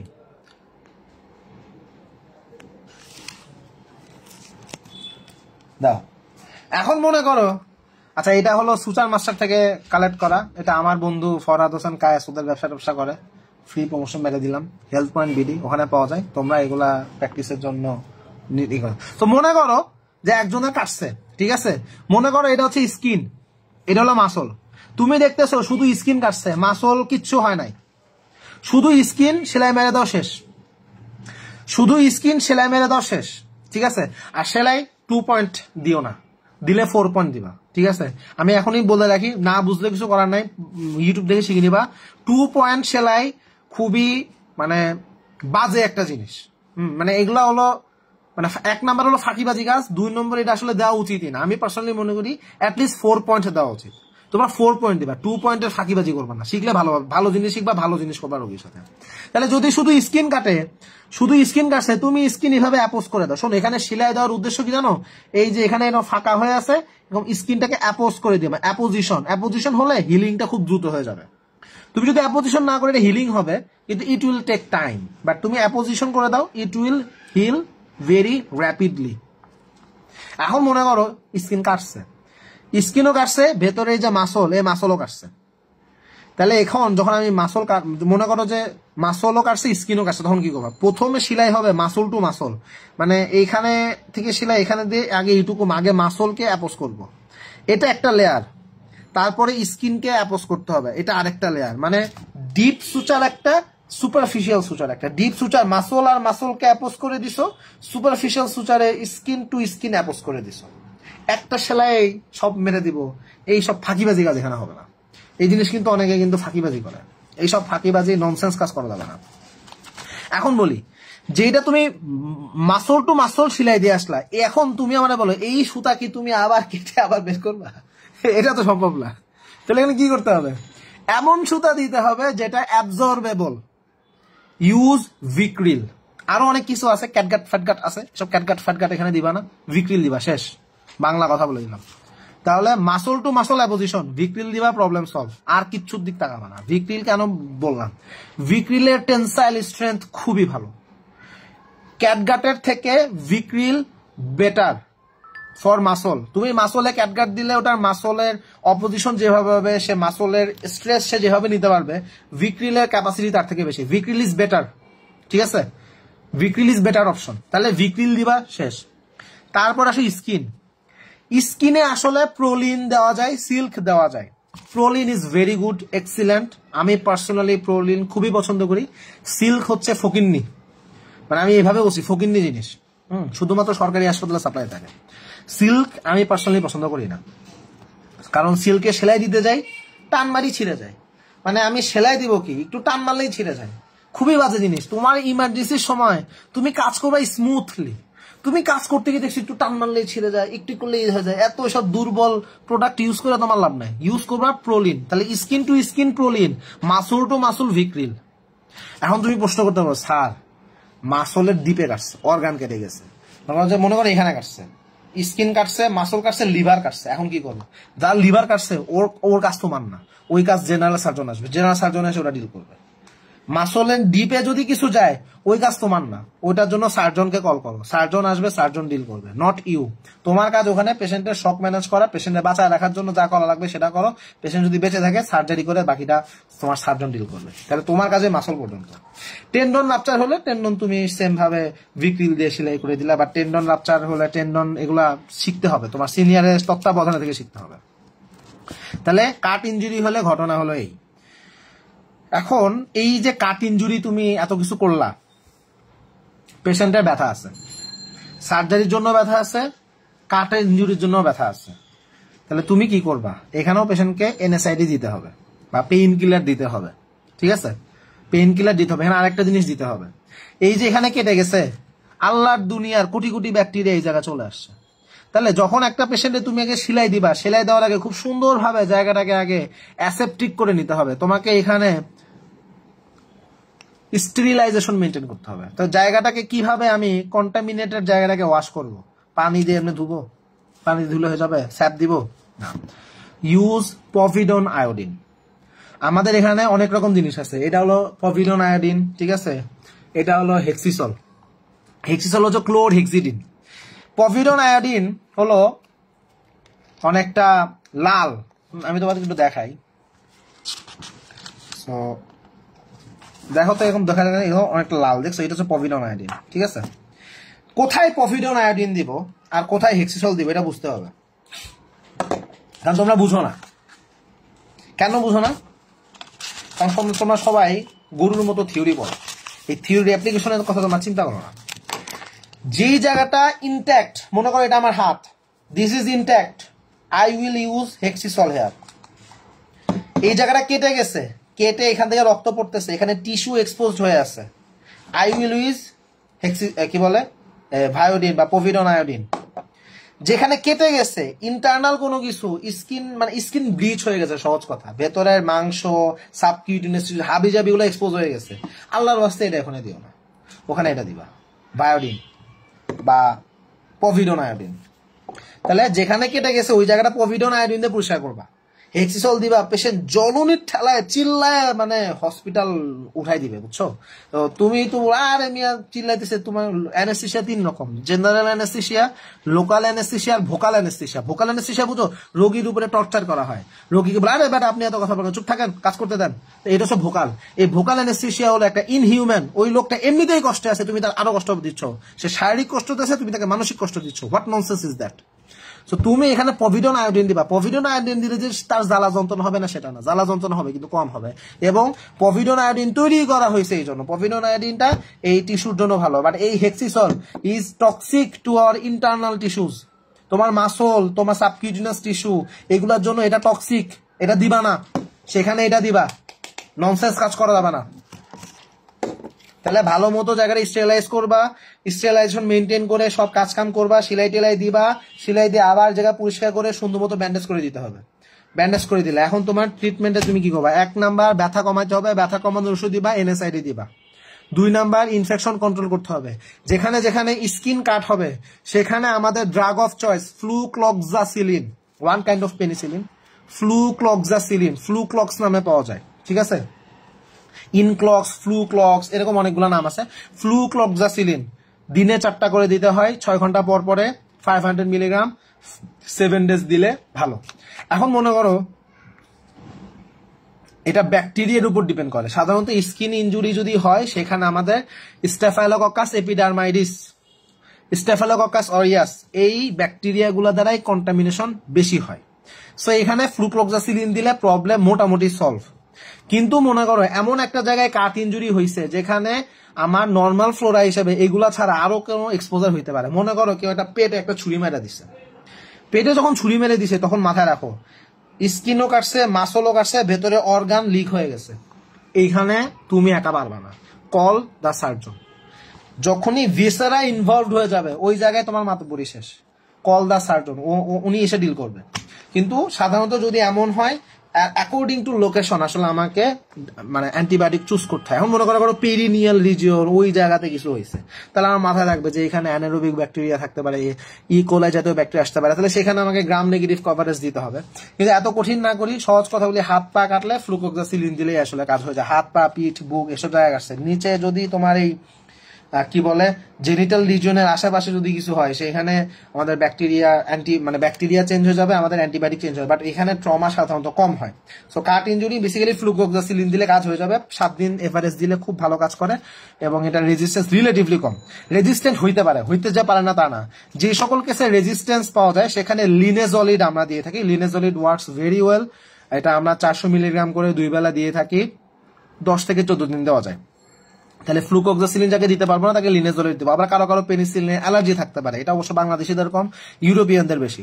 বাট অ্যালার্জির যদি কোনো হিস্ট্রি থাকে, পেনিসিলিনে অ্যালার্জির হিস্ট্রি থাকলে ওগুলো দিও না, তুমি তাকে লিনেজলিড দিবা, প্রবলেম সলভ। তাহলে কাট ইনজুরি ঘটনা সহজভাবে এইটুকু। এখন কাট ইনজুরি নিয়ে কারো কোনো কোশ্চেন থাকলে সেটার উত্তর দাও, সেটা উত্তর দিব যদি কারো কোনো কোশ্চেন থাকে। আচ্ছা, হাইড্রোজেন পারঅক্সাইড কখন ইউজ করা হয়? হাইড্রোজেন পারঅক্সাইড দেওয়া হয়, that is true. Hydrogen peroxide কখন দেওয়া হয়? যদি কন্টামিনেশন লেভেল খুব বেশি থাকে। মনে করো রোড অ্যাক্সিডেন্ট হয়ে একদম ধুলো বালি কত কি হয়ে গেছে, হাইড্রোজেন পারঅক্সাইড এসব জায়গায় দেয় যে না তা না, বাট পভিডন আয়োডিনে দেয়। যেখানে কন্টামিনেশন লেভেল খুব বেশি, যেখানে ধুলো বালি এক্সপোজার বেশি হয়ে গেছে সেখানে হাইড্রোজেন পারঅক্সাইড দেয়, এটা দেওয়া হয়। হাইড্রোজেন পারঅক্সাইড এটা যেখানে খুব বেশি ন্যাস্টি সেখানে আমরা ইউজ করি, এটা যে করা হয় না তা না, ককটেল বানানোর সময় পভিডন আয়োডিন আর হাইড্রোজেন পারঅক্সাইডের মিক্সচার একসাথে ইউজ করা হয়। আমি হাইড্রোজেন পারঅক্সাইড কিছু জায়গায় আমি নিজেও ইউজ করছি ড্রেসিং এর সময়। এটা আসলে যে জায়গাটা খুব বেশি ন্যাস্টি থাকে সেখানে দিই আর কি। যেখানে দেখছি পভিডন আয়োডিন দিয়ে ক্লিয়ার হয়ে গেছে সেখানে আমি হাইড্রোজেন পারঅক্সাইড আমি দিই না।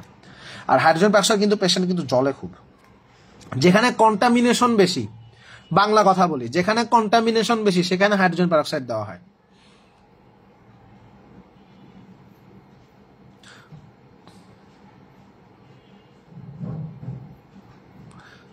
অপারেশনে কি সেলাই দরকার আছে? বয়েল, আমি তোমাদের বয়েল পড়াইতেছি না এখন, বয়েল সার্জিক্যাল কেস, এটা আমি তোমাদের এখানে ইমার্জেন্সি পড়াইতেছি। বলুন তুমি সার্জনদের সাথে দিল, বয়েলে কি সুচার লাগে নাকি? আমি তো জানি লাগে না। পলিভিক্রিল, আরে পলিভিক্রিল আর ভিক্রিল একই জিনিস।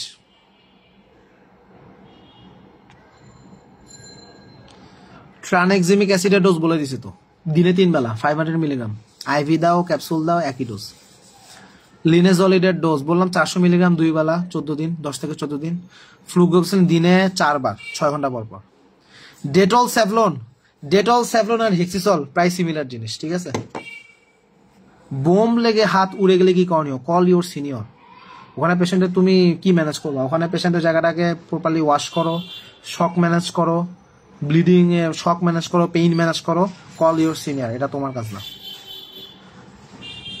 হাইড্রোজেন পারঅক্সাইডে পেইন হয়, পেশেন্টে দিয়ে দেখো পেশেন্ট কি করে। লিনেজলিড বানান ভুল, লিনেসলিন না, লিনেজলিড বলে দিছি, লিনেজলিড বলে দিছি। আচ্ছা, তাহলে কাট ইনজুরি নিয়ে আর কোনো কোশ্চেন থাকলে বলো। যে কোশ্চেন অনেকে করে ফেলছে সে একই কোশ্চেন করার দরকার নাই। একজন বলছো কাট ইনজুরিতে টিটেনাস প্রফিল্যাক্সিস দিবা কিনা? অবশ্যই দিবা, এটা আমি বলতে ভুলে গেছি।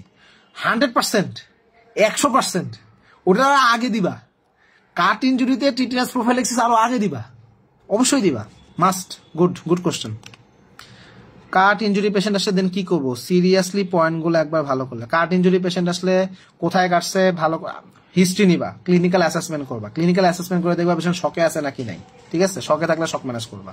তারপর কি করবা? প্রপারলি জায়গাটা ওয়াশ করবা, ওয়াশ করে সেলাই দিবা, সেলাই দিয়ে সুন্দর মতো ব্যান্ডেজ করে দিবা, ব্যান্ডেজ করে দিয়ে ওষুধ দিয়ে বাড়ি পাঠিয়ে দিবা। আর যদি ইন্টারনাল অর্গান ড্যামেজ হয় তাহলে ওটা সার্জনকে প্রেফার করতে হবে, সার্জন কাছে পাঠাতে হবে। অ্যান্টিবায়োটিক্স আইএম না দিয়ে আইভি না পিও, এখানে তুমি ওরাল দাও, প্রবলেম নেই। ইনিশিয়ালি একটা আইভি দিতে পারো, বাট এখানে আমরা আইভি দেওয়া আমাদের জন্য দেওয়া যায়, ইনিশিয়াল একটা ডোজ আইভি দেওয়া যায়, বাট ওরাল দিলেও সমস্যা নেই আসলে। মানে তুমি তো এখানে আসলে ওই জায়গাটা কন্টামিনেশন প্রিভেন্ট করার জন্য পভিডন আয়োডিন ইউজ করলাই, তাই না? নর্মাল স্যালাইন দিয়ে ধুলাবালি টাইপ ক্লিন করা যাবে কি? যাবে। অ্যানেস্থেশিয়া নিয়ে কিছু বলেন, ডোজ ডিউরেশন। অ্যানেস্থেশিয়া তোমার কাজ না, ওটা অ্যানেস্থেশিওলজিস্টের কাজ, it is not up to you. আচ্ছা,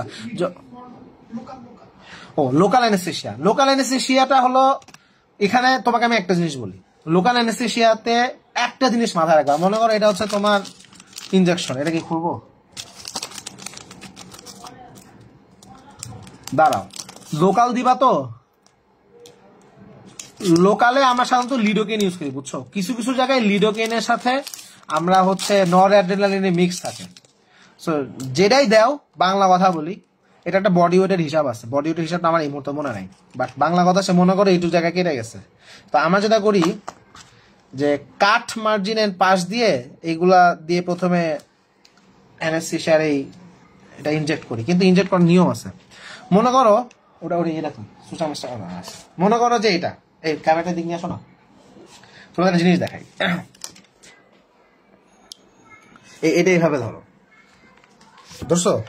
এখন মনে করো যে এইখান থেকে ব্লিডিং হচ্ছে, ঠিক আছে? মনে করো এখান থেকে গড় গড় গড় গড় করে ব্লিডিং হচ্ছে, বা এই জায়গাটা মনে করো যে কেটে গেছে, আমি এখানে সুচার দিতে হবে। আমি কি করব?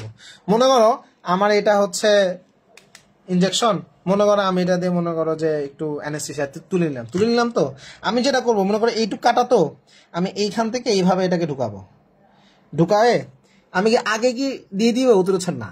আমার কাজ হলো আগে এটাকে টেনে আনতে হবে, টেনে এনে দেখবো এই দিক দিয়ে রক্ত আসে কিনা, এবং আমি এই যে এই জায়গাটা খেয়াল করবো, এখানে রক্ত আসলে লাল হয়ে যাবে, ঠিক আছে? এই যে এই জায়গাটা এইটু টানলে দেখা যাবে। সো আমার আসলে যেটা করণীয়, মনে করো আমাদের এইটুকটা অ্যানেস্থেশিয়া আছে, আমি প্রথমে এটাকে এইভাবে দিব, কিন্তু অ্যানেস্থেশিয়া দেওয়ার আগে আমাকে একটু টেনে দেখতে হবে যে রক্ত আসে কিনা, এবং রক্ত আসার জন্য তোমরা এখানে দেখো, এখানে না, তোমরা দেখবে এইখানে রক্ত আসলে এখানে দেখবা লাল হয়ে গেছে বা কালো হয়ে গেছে। সো আগে দেখবা যে রক্ত আসে কিনা, যদি দেখো রক্ত আসে নাই, এবার তুমি মারো। তারপর আবার একটু দেখো রক্ত আসছে কিনা, রক্ত আসে না, এবার তুমি দাও। তাহলে এই সাইড দিলে, এই সাইড দিবা না, এই সাইডও দিবা। তাহলে এইভাবে তুমি যেইটুকু জায়গায় কাজ করবা, হ্যাঁ, তার আশেপাশের জায়গাটাকে প্রথমে তুমি লোকাল অ্যানেস্থেশিয়া দিয়ে আগে অবশ্য করে নিবা। এটা অবশ্যই করতে হবে, এটা আমরাই করি, এটা অ্যানেস্থেশিওলজিস্ট করে না, কিন্তু মানে বড় কিছু করতে গেলে সেখানে অ্যানেস্থেশিওলজিস্ট লাগে, তবে এই কাজগুলো আমরাই করি, বুঝছো? যেটা মাথায় রাখবা, এটা যে দিলাম, হ্যাঁ, আল্লাহর ওয়াস্তে টেনে দিয়ে দেখবা রক্ত আসে কিনা। কারণ কি? কারণ আছে, কারণ এই যে এটার মধ্যে আমি বললাম না নরঅ্যাড্রেনালিন দেওয়া থাকে, তুমি না চেক করেই দিয়ে দিছো আর নরঅ্যাড্রেনালিন ব্লাডের মধ্যে ঢুকে গেছে, ওর কার্ডিয়াক অ্যারেস্ট হয়ে যাবে, কার্ডিয়াক অ্যারেস্ট হয়ে ওখানে মরে যাবে, হা করে তাকায় থাকবে, কিচ্ছু টের পাবা না, কিচ্ছু করতেও পারবা না। একজন লিখছো 3 ml পার কেজি হিসেবে দেওয়া হয়, আমার আসলে মনে নাই, বুঝছো? আমি তো সার্জারি লাইনে অনেকদিন ধরে নাই, আমার হুবু ডোজটা মনে নাই, একটু দেখে নিও, কারো থেকে জিজ্ঞেস করে নিও, আমার মনে নাই আসলে এই মুহূর্তে। পেশেন্টের ব্লিডিং হচ্ছে প্রফিউজ বাট শকে নাই। আরে বাবা, প্রফিউজ ব্লিডিং হলে শকে নাই, এটা কিভাবে সম্ভব? হ্যাঁ, ব্লাড দিবা, অবশ্যই দিবা। ব্লাড লস এসে ব্লাড দিবা না? 500 ml লস হলেও তুমি ব্লাড দিবা। সার্জন আসার আগে কিছু তো করা লাগবে, সার্জন আসার আগে যে শক ম্যানেজ করবা আর ব্লিডিং বন্ধ করার জন্য কম্প্রেশন দিবা। সার্জন দ্রুত চলে আসতে হবে, ইমার্জেন্সিতে তো সার্জন সবসময় থাকে, ইমার্জেন্সি তো তোমার ইয়ের মতো না, ইমার্জেন্সি হিসাব আলাদা, ইমার্জেন্সি 24 ঘন্টা সিনিয়র থাকবে, ইমার্জেন্সিতে রেসিডেন্ট সার্জন থাকে, ওনার কাজ হলো 24 ঘন্টা রেডি থাকা, যখনই ফোন দিবে তখনই সে চলে আসবে। এখানে ওই সার্জন আসার আগ মুহূর্ত পর্যন্ত ব্লাড দাও, স্যালাইন দাও, পেশেন্টরা বাঁচায় রাখো, আর ব্লিডিং বন্ধ করার জন্য কম্প্রেস করো, বেসিক যেইগুলা করতে হয় সেইগুলা। লিডোকেন কত আমি বললাম তো, লিডোকেনের ডোজ এই মুহূর্তে আমার মনে নাই, একটু দেখে নিতে হবে, তোমরা এটা খুঁজে নিও, এটা খুঁজে নেওয়া কোনো কঠিন ব্যাপার না, গুগল করলেই তো বের করতে পারবা। তাহলে কাট ইঞ্জুরি মোটামুটি বেসিক আলোচনা এটা। আচ্ছা, কাট ইঞ্জুরি বললাম, ব্লান্ট ট্রমা বললাম, এখানে ইনফেকশন ম্যানেজমেন্টও বললাম। আমাদের আর কি কি অ্যাকিউট ইমার্জেন্সি মানে এই ধরনের কন্ডিশন আমাদের আর কি কি ডিল করা লাগে? Bullet, splinter. মনে করো তুমি রাস্তা দিয়ে যাচ্ছিলা, তোমার বন্ধু তোমাকে গুলি করে দিছে, ঠিক আছে, বন্ধুই মনে করো। এখন তুমি কি করবা? বুলেট ইনজুরি, বুলেটটা কোথায় গেছে সেটা আগে জানতে হবে। বুলেটের টাইপ কি সেটা জানতে হবে। কিছু কিছু গুলি হচ্ছে ছররা গুলি। তুমি কিছু কিছু ছবি দেখবা সারা বুকে 100টা ছোট ছোট dot dot dot dot dot dot কিছু গুলি লেগে আছে। এটা হচ্ছে ছররা গুলি, ছররা। পিলেট গান, পিলেট, ছররা গুলি। পিলেট গান রোগী মারা যাইতেও পারে, নাও মারা যাইতে পারে, ডিপেন্ড করতেছে কোন অংশটুকু ড্যামেজ হয়েছে। সবগুলা বুলেট কি বের করা যাবে নাকি যাবে না, এখানেও কথা আছে। আর একটা হচ্ছে রিয়েল বুলেট, মনে করো বেসিক গুলি তুমি যেটা চিনো ওই গুলি। সো প্রথমে বেসিক কথা বলি। একটা বুলেট যদি বডির মধ্যে আসে, অনেক সময় বুলেটটা বের হয়ে যায়, বডির মধ্যে থাকে না। একটা এন্ট্রি পয়েন্ট, একটা এক্সিট পয়েন্ট ইউজুয়ালি থাকে। তাহলে তোমার প্রথম কাজ, এন্ট্রি পয়েন্ট পাইছো, এক্সিট পয়েন্ট আছে কিনা, এক্সিট পয়েন্ট দেখতে হবে। তুমি বুলেটের ডিরেকশন দেখলেই বুঝবা এক্সিট পয়েন্ট কোন দিক দিয়ে হইতে পারে।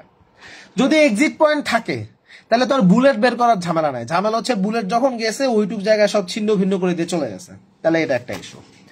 সেকেন্ড ইস্যু হচ্ছে বুলেট গেছে কিন্তু বডির মধ্যে আটকা পড়ে আছে, ওটা বের হইতে পারে না। তাহলে এন্ট্রি পয়েন্ট আছে, এক্সিট পয়েন্ট নাই, তার মানে ওটা বডির মধ্যে আটকা পড়ে আছে। এখন এটা কোথায় গেছে? যদি একটা বুলেট ইনজুরি নিয়ে আসে, একটা এমবিবিএস স্টুডেন্টের এখানে একমাত্র কাজ রোগীটাকে বাঁচানোর জন্য যতটুকু চেষ্টা করা। বুলেট বের করা এগুলা কোনো কিছু তোমার কাজ না, এগুলা সার্জন লাগবে। তাহলে সার্জনের আগ পর্যন্ত তোমার কাজ কি? সার্জনের আগ পর্যন্ত তোমার কাজ হলো পেশেন্টের কতটুকু ব্লিডিং হয়েছে সেটাকে অ্যাসেস করো, পেশেন্ট শকে আছে কিনা অ্যাসেস করো, ব্লিডিং হইলে ব্লাড দাও, শকে থাকলে ব্লাড দাও, ফ্লুইড দাও। পেশেন্টে এই basic fluid management support, basic shock support, মানে শক ম্যানেজ করো। তার ব্লিডিং হচ্ছে, শোনো, বুলেট ইনজুরিতে মানুষ মারা যায় due to bleeding, due to haemorrhage. তার এনাফ পরিমাণ ব্লাড যখন বের হয়ে যায় তখন সে মারা যায়।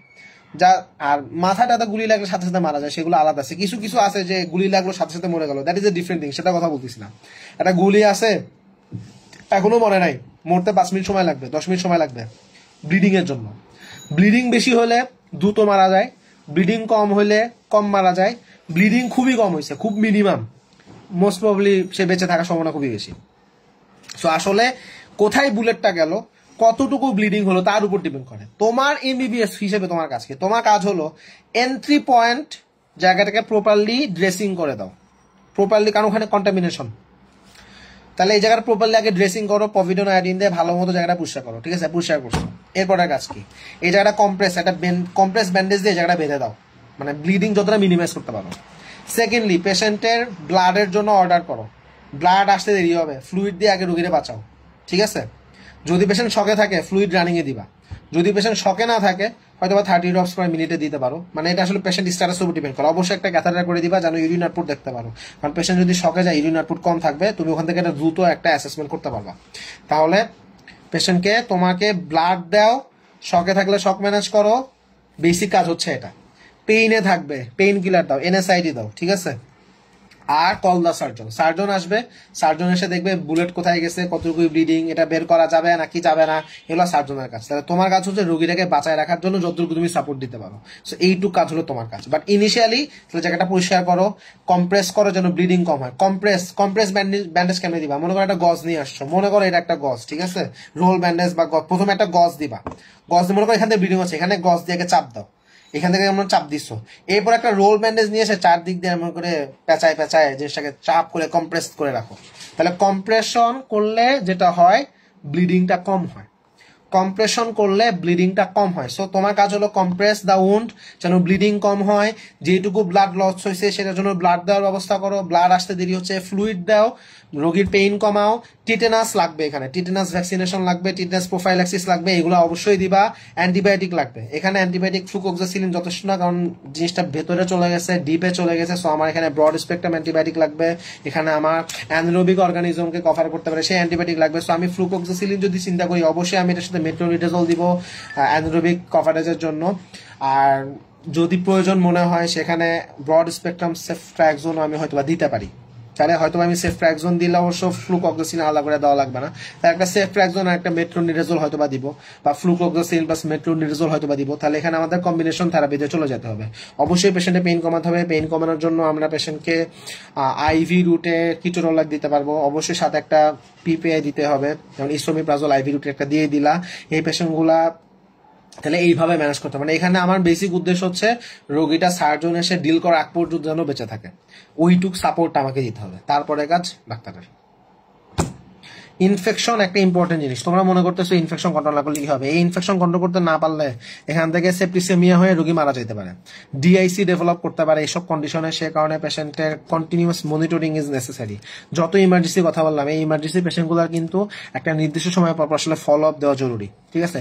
আমরা যেটা করি আসলে ফলো আপ দেওয়া হয় না, মানে রোগী ফার্স্ট টাইম দেখলাম একবার যা দেখে যা করলাম তাই, ফলো আপ হয় না, বাট ফলো আপটা দেওয়া নেসেসারি। প্রত্যেকটা পেশেন্টের একটা নির্দিষ্ট ইন্টারভাল পর পর ফলো আপ দেওয়া উচিত।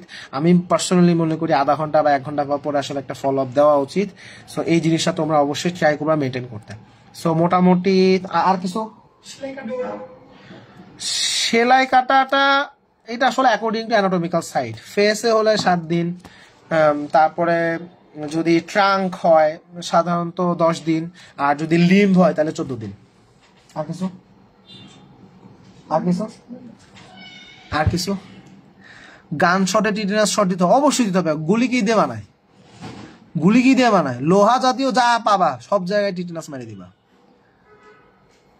লাইভ ডিলিট না করার অনুরোধ, লাইভ 2 দিন থাকবে, 2 দিন পরে ডিলিট করে দিব ইনশাআল্লাহ, 2 দিন থাকবে। আর কিছু আর কোনো কিছু আলোচনা থাকলে বলতে পারো, কোনো কোশ্চেন থাকলে বলতে পারো। আমাদের মোটামুটি বেসিক আলোচনা আজকে এইটুকুই, বেসিক আলোচনা এইটুকুই।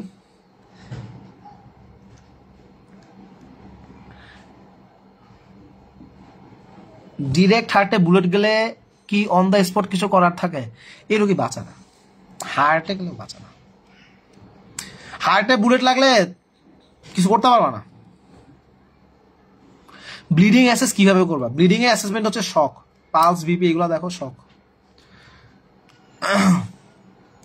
কতটুকু ব্লিডিং এ কত ব্যাগ ব্লাড দিব। শোনো, এটা একটা গুড কোশ্চেন করছো, যে প্রশ্ন করছো ভালো প্রশ্ন করছো।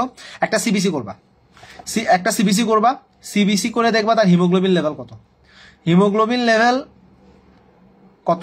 এখন 1 ইউনিট ব্লাড দিলে হিমোগ্লোবিন লেভেল 1 বাড়ে।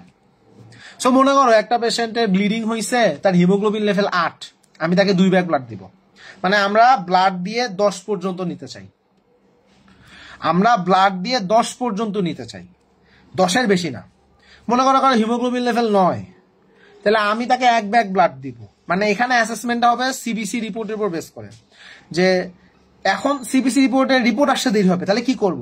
ইনিশিয়ালি তুমি 1 ব্যাগ দাও, বাট ওই রক্ত দেওয়ার আগে একটা স্যাম্পল কালেক্ট করে নিলা, রিপোর্ট আসুক, রিপোর্ট আসতে আসতে হয়তো তুমি 1 ইউনিট ব্লাড দিয়ে দিছো, এখন তুমি রিপোর্টে দেখলা যে 8, তাহলে আরো 1 ব্যাগ দাও, আর দেখলা যে 9 ছিল তো 1 ব্যাগ দিয়ে দিছো, তাহলে আর দরকার নেই। হিসাবটা এইভাবে হবে। বার্ন ইনজুরি, বার্ন ইনজুরি তো বিশাল আলোচনা। আমি বার্নের ক্লাস নিয়েছি প্রায় 2 ঘন্টায়। বাংলা কথা বলি, বার্ন ইনজুরি ট্রিটমেন্ট হচ্ছে, বার্নের ক্লাসিফিকেশন আছে, 1st degree, 2nd degree, 3rd degree. 1st degree বার্নে শুধুমাত্র লোকাল একটা মলম আছে বার্নল পাওয়া যায়, ওটা দিলেই হয়ে যায়, আর কিছু করা লাগে না। আর 2nd ডিগ্রি বার্ন বা 3rd ডিগ্রি বার্ন, এখানে যদি পেশেন্টের 3rd ডিগ্রি বার্ন হলে অবশ্যই হসপিটালাইজেশন করতে হবে। 2nd ডিগ্রি বার্ন নিয়ে হলো কথা।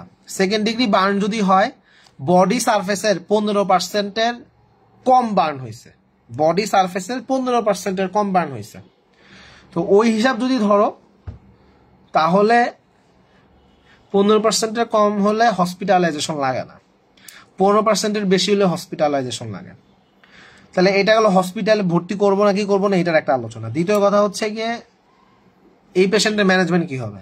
বার্নের পেশেন্টের ইনিশিয়াল ম্যানেজমেন্ট যেটা আমাদের মাথায় রাখতে হয় সেটা হচ্ছে ফ্লুইড ম্যানেজমেন্ট। এই পেশেন্টগুলো হাইপোভলিমিক শক থেকে মারা যায়, এদের আসলে প্রচুর পরিমাণ প্লাজমা ভলিউম লস হতে থাকে, এবং এদের ফ্লুইড ম্যানেজমেন্টের আলাদা হিসাব আছে। বার্নের আলোচনাটা আসলে আজকে এখানে হবে না, আর এখানে বার্নের আলাদা ক্লাস দিতে হবে। বার্নের ক্লাস আমি 2 ঘন্টা ধরে, আমি আগে একটা বার্নের ক্লাস নিয়েছি, ওটা 2 ঘন্টা ধরে আমি ক্লাস নিয়েছি। বার্নের ফ্লুইড ম্যানেজমেন্ট একটা আলাদা ফ্লুইড ম্যানেজমেন্ট আছে, এটা আলাদা ক্লাসে করতে হবে, এটা আজকে আসলে সম্ভব না। বাট এইটুকু মাথায় রাখো যে 15%-এর বেশি যদি সেকেন্ড ডিগ্রি বার্ন হয় হসপিটালাইজেশন করতে হবে এবং সেখানে পেশেন্টের ফ্লুইড ম্যানেজমেন্ট দিতে হবে, বডি ওয়েটের সাথে হিসাব রেখে। বাট বার্নের ফ্লুইড ম্যানেজমেন্ট আলাদা, এটা নর্মাল ফ্লুইড ম্যানেজমেন্টের মতো না। নিউরোলজিক্যাল ট্রমা, নিউরোলজিক্যাল ট্রমা বলতে তুমি কি বুঝাইতেছো? তোমার কোশ্চেন কি? ইনজুরি ইন স্পাইনাল কর্ড, এটা তোমার স্পেশালিস্ট লাগবে, সবকিছু তুমি এমবিবিএস পারবা না। আর তোমার তো এখানে মেজরিটি ভলেন্টিয়ার হিসেবে তুমি কাজ করতে চাও, তুমি এখানে কিছুই করতে পারবা না, এখানে তোমার স্পেশালিস্ট লাগবে। কিছু জিনিস আছে স্পেশালিস্ট ছাড়া তুমি পারবা না। টিয়ার গ্যাস, টিয়ার গ্যাসের ম্যানেজমেন্ট পুরো ফেসবুকে 6 লাভ। টিয়ার গ্যাসের বাংলা কথা হলো এটা একটা গ্যাস, ইরিটেন্ট গ্যাস, চোখে লাগছে তাই জ্বলতেছে, নাকে গেছে তাই শ্বাসকষ্ট হচ্ছে, গলায় গেছে গলায় জ্বলতেছে, পানি দিয়ে ধো, পানি দিয়ে ধো, পানি দিয়ে ধো, পানি দিয়ে যত বেশি ধোবা কেমিক্যাল যত বেশি মানে হইতে থাকবে তত ভালো। এরপরও যদি চোখ জ্বালাপোড়া করে আর্টিফিশিয়াল টিয়ার পাওয়া যায় সেটা দিতে পারো, অপটিমক্স পাওয়া যায়, অপটিমক্স না দিলে হয়, আর্টিফিশিয়াল টিয়ার দিলেই ভালো। বা অ্যান্টি ইনফ্লামেটরি টিয়ার ড্রপস যেগুলো আছে, অপটিমক্স কি অ্যান্টি ইনফ্লামেটরির মধ্যে পড়বে না, এটা মক্সিফ্লক্সাসিন।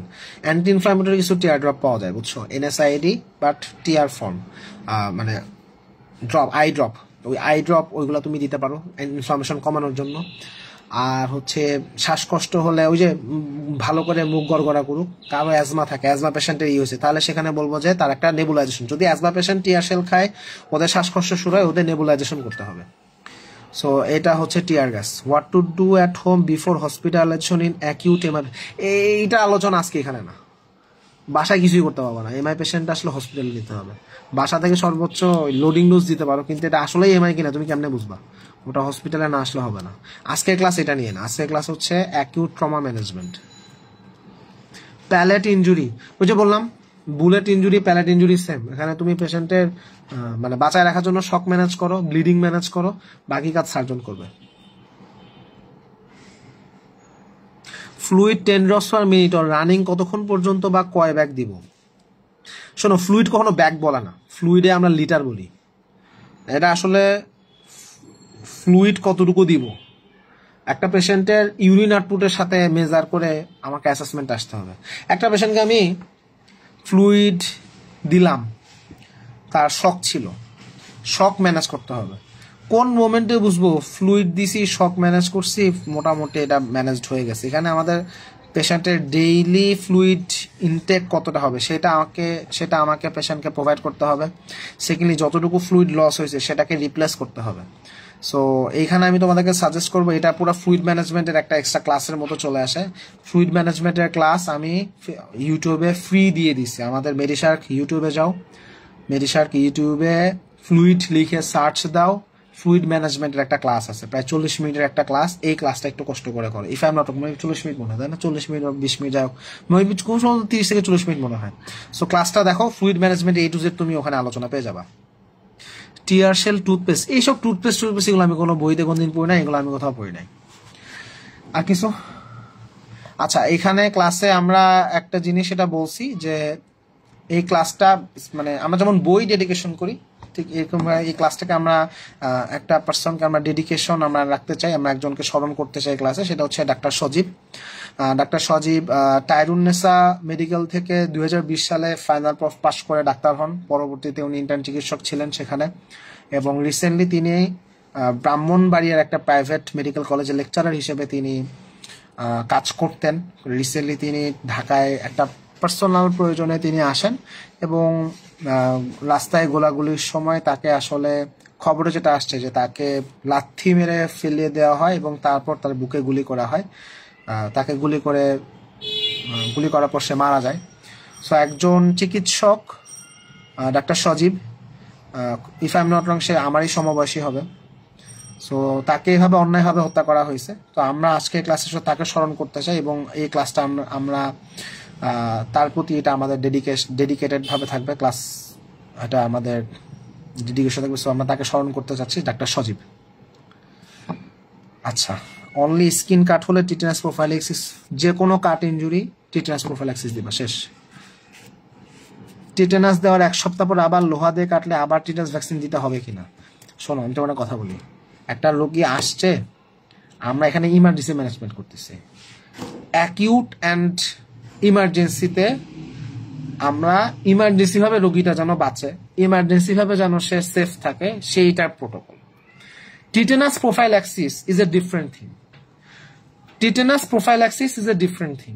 টিটেনাস প্রোফাইল্যাক্সিসের যে বেসিক থিওরি, সেটা তুমি যে কোশ্চেন করছো সেখানে অ্যাপ্লিকেশন হবে, ঠিক আছে? তোমার যে কোশ্চেন হচ্ছে টিটেনাস প্রোফাইল্যাক্সিসের বেসিক প্রোফাইল্যাক্সিসের কনক্লুশনের মধ্যে চলে আসবে। সো এইখানে এটা আলোচনা, বাট আসলে 7 দিনের পরে যদি আবার লোহাতে কাটে লাগার কথা না।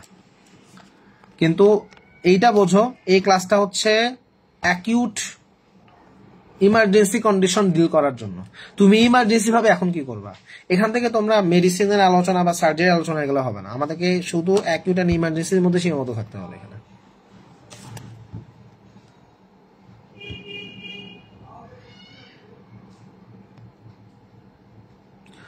কত সময় পর পর একটা উন্ডের ড্রেসিং করা উচিত? অ্যাটলিস্ট 2 থেকে 3 দিন। এটা সব ডিপেন্ড করে। একটা খুব ফ্রেশ কন্টামিনেশন খুব হয় নাই, খুব সুন্দর মতো তোমরা অ্যাসেপটিক এনভায়রনমেন্ট মেনটেইন করে সেলাই দিয়ে আসতে পারছো, আমরা তো সেটা 3 দিনের আগে তো আমরা খুলিই না। সো ড্রেসিং এর ব্যাপারটা হলো এটা পরে, আমার আগে রোগী বাঁচাইতে হবে, ড্রেসিং পরে। ড্রেসিং পর্যন্ত রোগী বেঁচে থাকলে আমার কাজ উদ্ধার। আমাদের এই ক্লাসের উদ্দেশ্য হলো, তুমি ক্যাজুয়ালিটিতে আসো, দেশে একটা প্রবলেম হয়েছে, হাজার হাজার রোগী আসতেছে, কয়েকশো রোগী আসতেছে, সেখানে তুমি ভলান্টিয়ার হিসেবে কিভাবে কাজ করবা। সো আমাদের আলোচনা ওইটুকু। ড্রেসিং পর্যন্ত তো ইমার্জেন্সি কন্ডিশন না, ড্রেসিং এর ওটা সার্জারি ডিল করবে। আমাদের এখানে ড্রেসিং এর কাহিনী না, আমাদের ক্লাসের উদ্দেশ্য আমাদেরকে বুঝতে হবে।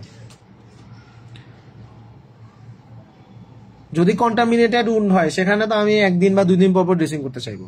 মানে ড্রেসিং এর ব্যাপারটা আসলে অ্যাকর্ডিং টু পেশেন্ট অনেক কিছু ভ্যারি করে। তবে একটা ক্লিন কাট উন্ড প্রপারলি হিল করতেছে 2 দিন 3 দিনের আগে হাত দেওয়া উচিত না, 2 দিন 3 দিন পর পরে। প্রতিদিন ড্রেসিং সব জায়গায় না, এটা অ্যাকর্ডিং টু কন্ডিশন। বাট এটা আমাদের আজকের ক্লাসে আলোচনা। আমাদের ক্লাসে আজকের আলোচনা হচ্ছে, মনে করো যে সাপোজ কোন একটা ইস্যুতে কিছু একটা হলো, হসপিটাল এখন ম্যাস ক্যাজুয়ালিটি আসতেছে, সেখানে তুমি ভলান্টিয়ার হিসেবে মানে কাজ করতে চাও, তুমি কিভাবে কাজ করবা। আমাদের আলোচনা আসলে এটা নিয়ে। সো তোমরা এটার মধ্যে সীমাবদ্ধ থাকো, ঠিক আছে? তাহলে মোটামুটি আমাদের আলোচনা শেষ। সবাইকে অসংখ্য ধন্যবাদ। তোমাদের জানার আগ্রহটাকে আমি করতেছি না, তোমাদের অবশ্যই জানার আগ্রহ থাকবে। পুরো মেডিকেল সায়েন্স ধরেই তোমরা এগুলা জানতে থাকবা, পুরো মেডিকেল সায়েন্স তোমাদের জন্য আছে। সো এইটা আমাদের টপিকের মধ্যে আমরা সীমাবদ্ধ থাকবো, কারণ এর বাইরে তো এখন প্রশ্নগুলো তো আসলে তুমি 1000টা জিনিস আসলে আলোচনা করা যায়, বাট আজকে আমাদের আলোচনাটা তাহলে মানে ডেভিয়েটেড হয়ে যাবে। আর এক্সট্রা তোমাদের অবশ্যই জানার আগ্রহ থাকতে পারে ওই সাবজেক্টটা, যেমন একজন এমআই নিয়ে কোশ্চেন করছো, এমআই আলোচনা মেডিসিনে, আমরা আজকে এমআই আলোচনা করতে আসে নাই, এমআই আলোচনা এখানে আমাদের জন্য প্রাসঙ্গিক না। আবার ড্রেসিংটা এটার সাথে কমপ্লিট ভাবে আসলে আসবে না, বাট এরপরও তাও আমরা হালকা আলোচনা করছি। বাট এখানে কথা হচ্ছে, একটা জিনিস মাথায় রাখবা, যে একজন মেডিকেল স্টুডেন্ট বা একজন মেডিকেল পার্সন একাই সবকিছু কখনো করে না। আমি একা কখনোই সবকিছু একা করি না। এখানে এটা সবসময় একটা টিম ওয়ার্ক। তোমার টিমের মধ্যে নার্সের রোল আছে, তোমার টিমের মধ্যে তোমার রোল আছে, তোমার সিনিয়রের রোল আছে, কনসালটেন্টের রোল আছে, সার্জনের রোল আছে, এভরিওয়ান। এবং তোমাকে এটা জানতে হবে কতটুকু তুমি করবা, কতটুকু আরেকজন করবে। যেটা তোমার করা কাজ সেটা তোমাকেই করতে হবে, যেটা আরেকজনের কাজ সেটা তাকেই করতে হবে। এখন কোন একটা পেশেন্টের লাংসে বুলেট গেছে, তার লাংসের মধ্যে ব্লিডিং হচ্ছে, ওইটাতে আমি কিছু করতে পারবো না, ওটা আমার কাজও না। ওটা একজন সার্জন আসবে, একজন থোরাসিক সার্জন আসবেন বা জেনারেল সার্জন আসবেন, এটা তিনি ডিল করবেন। বাট আমার কাজ হলো এই রোগীটা সার্জারির আগ পর্যন্ত যেন বেঁচে থাকে, সেটার জন্য যে সাপোর্ট আমার পক্ষে দেওয়া সম্ভব সেটা দিতে হবে। আমি বলতেছি না যে আমি রোগী বাঁচায় রাখতে পারবো, রোগী বাঁচানোর মালিক ডাক্তার না, রোগী বাঁচানোর মালিক আল্লাহ। আমার কাজ হচ্ছে ওই টাইম পর্যন্ত যেন সে বেঁচে থাকে, সেই